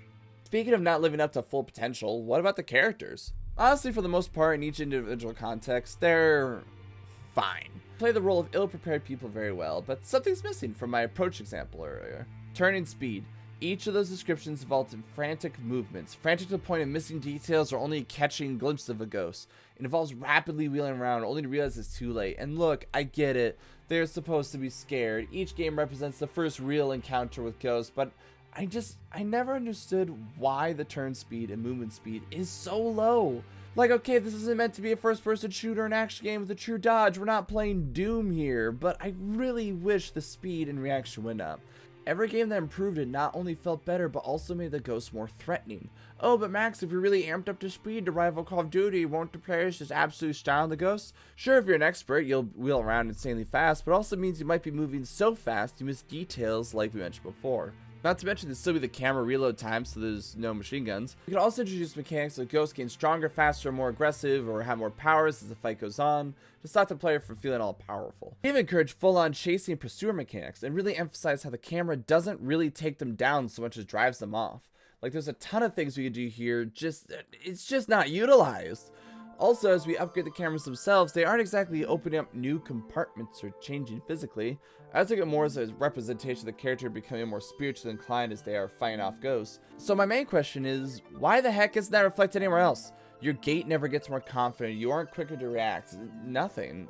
Honestly, in a lot of ways, you seem just as scared initially as you do by the end. Like, you can tell they get more confident just as the player does, but the game never truly reflects it. Shame, because it could very easily be done by slowly increasing that speed without mentioning it as the game goes on. I mainly bring it up because A, I will never stop complaining about the speed, and B, it could be a subtle way of upgrading the player. Never directly bringing it up, but slowly making the character feel empowered as the game goes on. Okay, actual talk about the characters by proxy the story itself. Honestly, I would say it's pretty good. Something about Japanese storytelling that I think is important is to remember subtlety. Now, does every game or piece of media embody this to its fullest? No, of course not, but just keep it in mind, a lot of the characters don't always display obvious emotions or facial expressions. A lot of things are shown through pacing, sounds of fear, and of course logbooks and cutscenes. However, I would say there's a prevailing but also contradictory problem present here.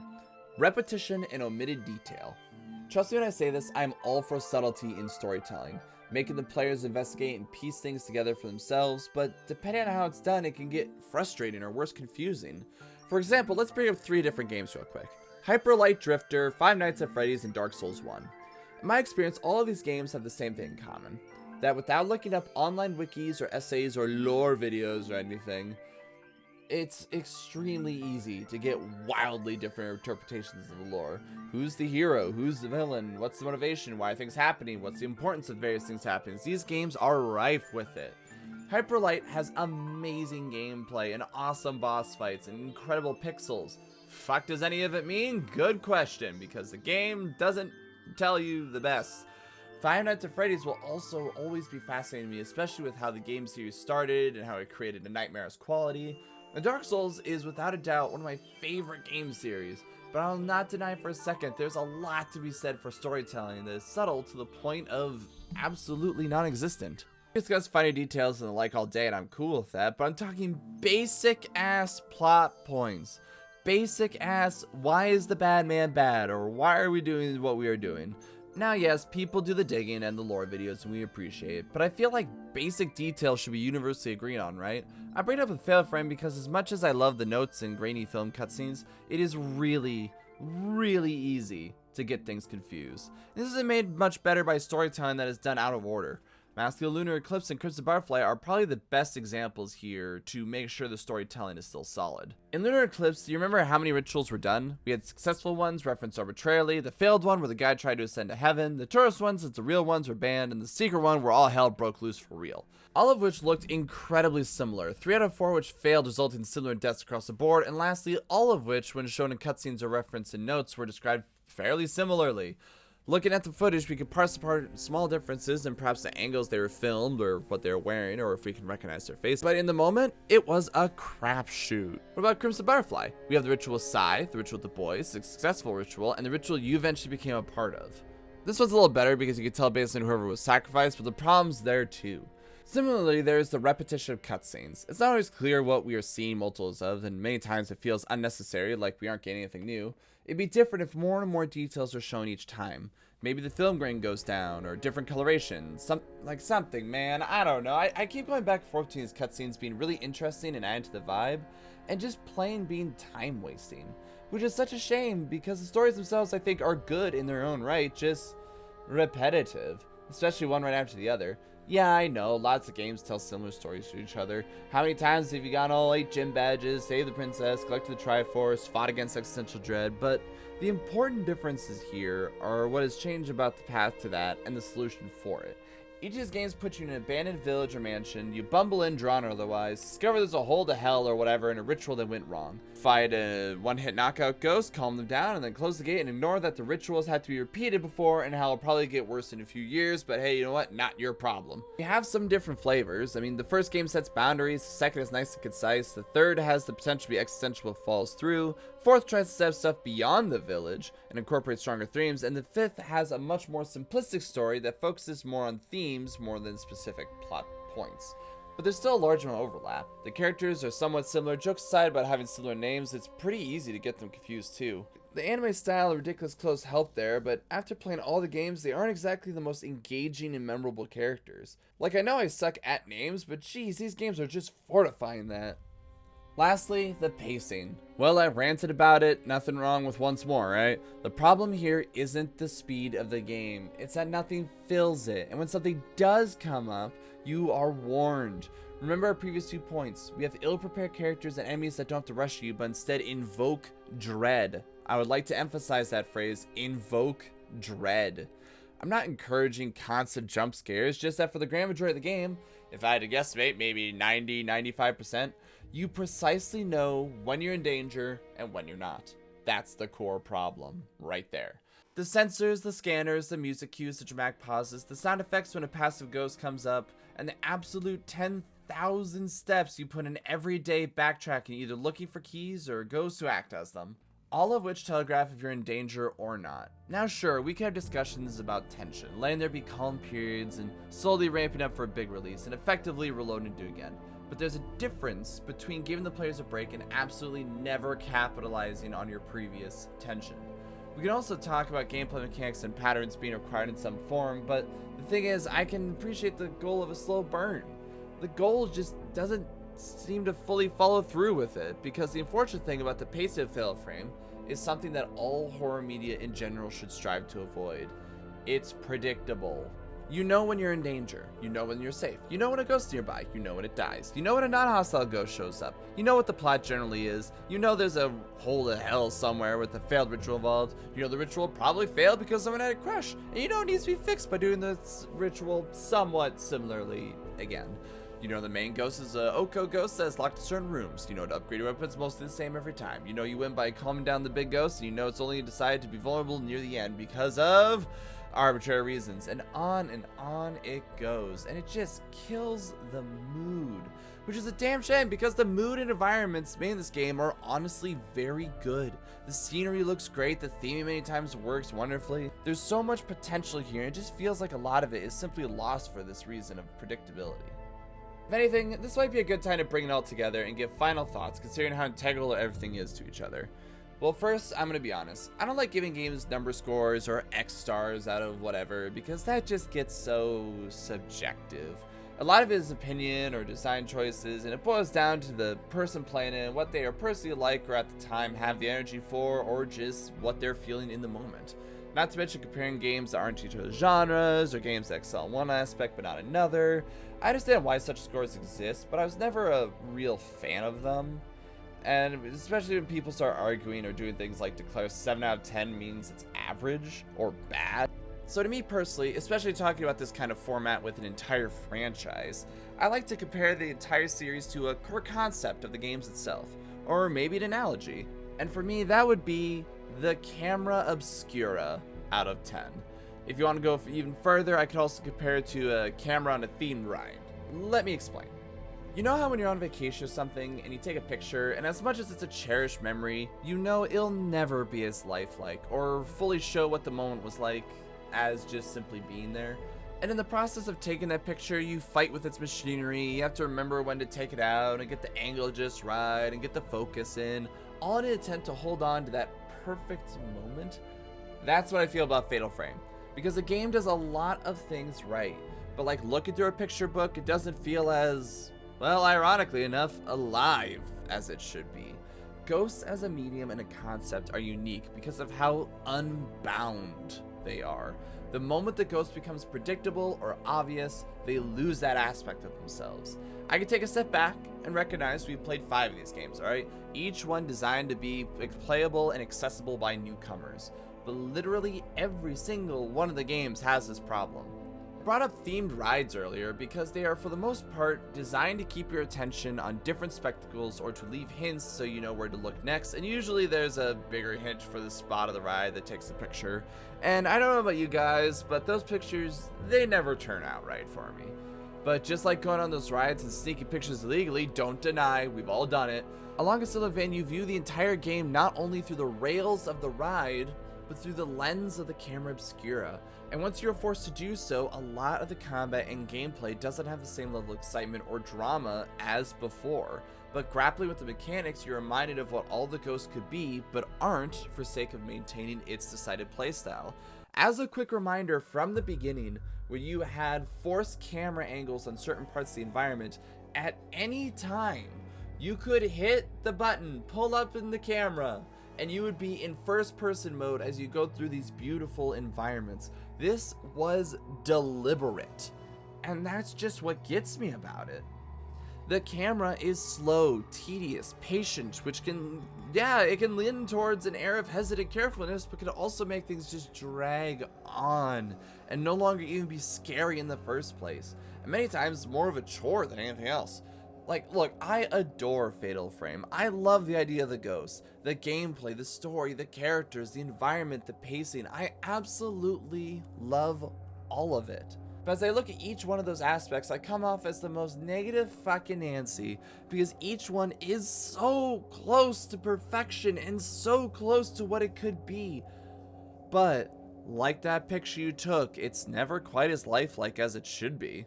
And just like the characters looking at these pictures and having visions and memories that call to them to the great beyond, these games call to me. Because I want an experience with a slow burn. I want to fight an unknown and unpredictable evil. I want to feel unprepared and scared and frantic. And I love going into Japanese style mysticism and exploring these concepts. To me, Fatal Frame is an intriguing but flawed lesson in what ghost-themed horror is like, because without a doubt, it gives off the awesome vibes of what makes Ghost so interesting. But it feels held back by its own mechanics and methodology for how to achieve it. As much as it doesn't quite succeed though, it's still a shining example and an important lesson on just what this genre has to offer. And I don't regret playing all of them for a second. We are at 39 pages of just ranting and discussing this franchise series that I honestly hope to see more from, especially with its incremental improvement, how every game got closer and closer to what I think makes Ghost Horror just so enrapturing. I'd highly recommend the series as a whole. Without thinking hard, 5 is still probably my favorite overall for how well its themes tie together and how it's improved. Then either 2 or 4, since I kind of go back and forth between concise versus complex storytelling and the differences in the mechanics, and 4 are just so good.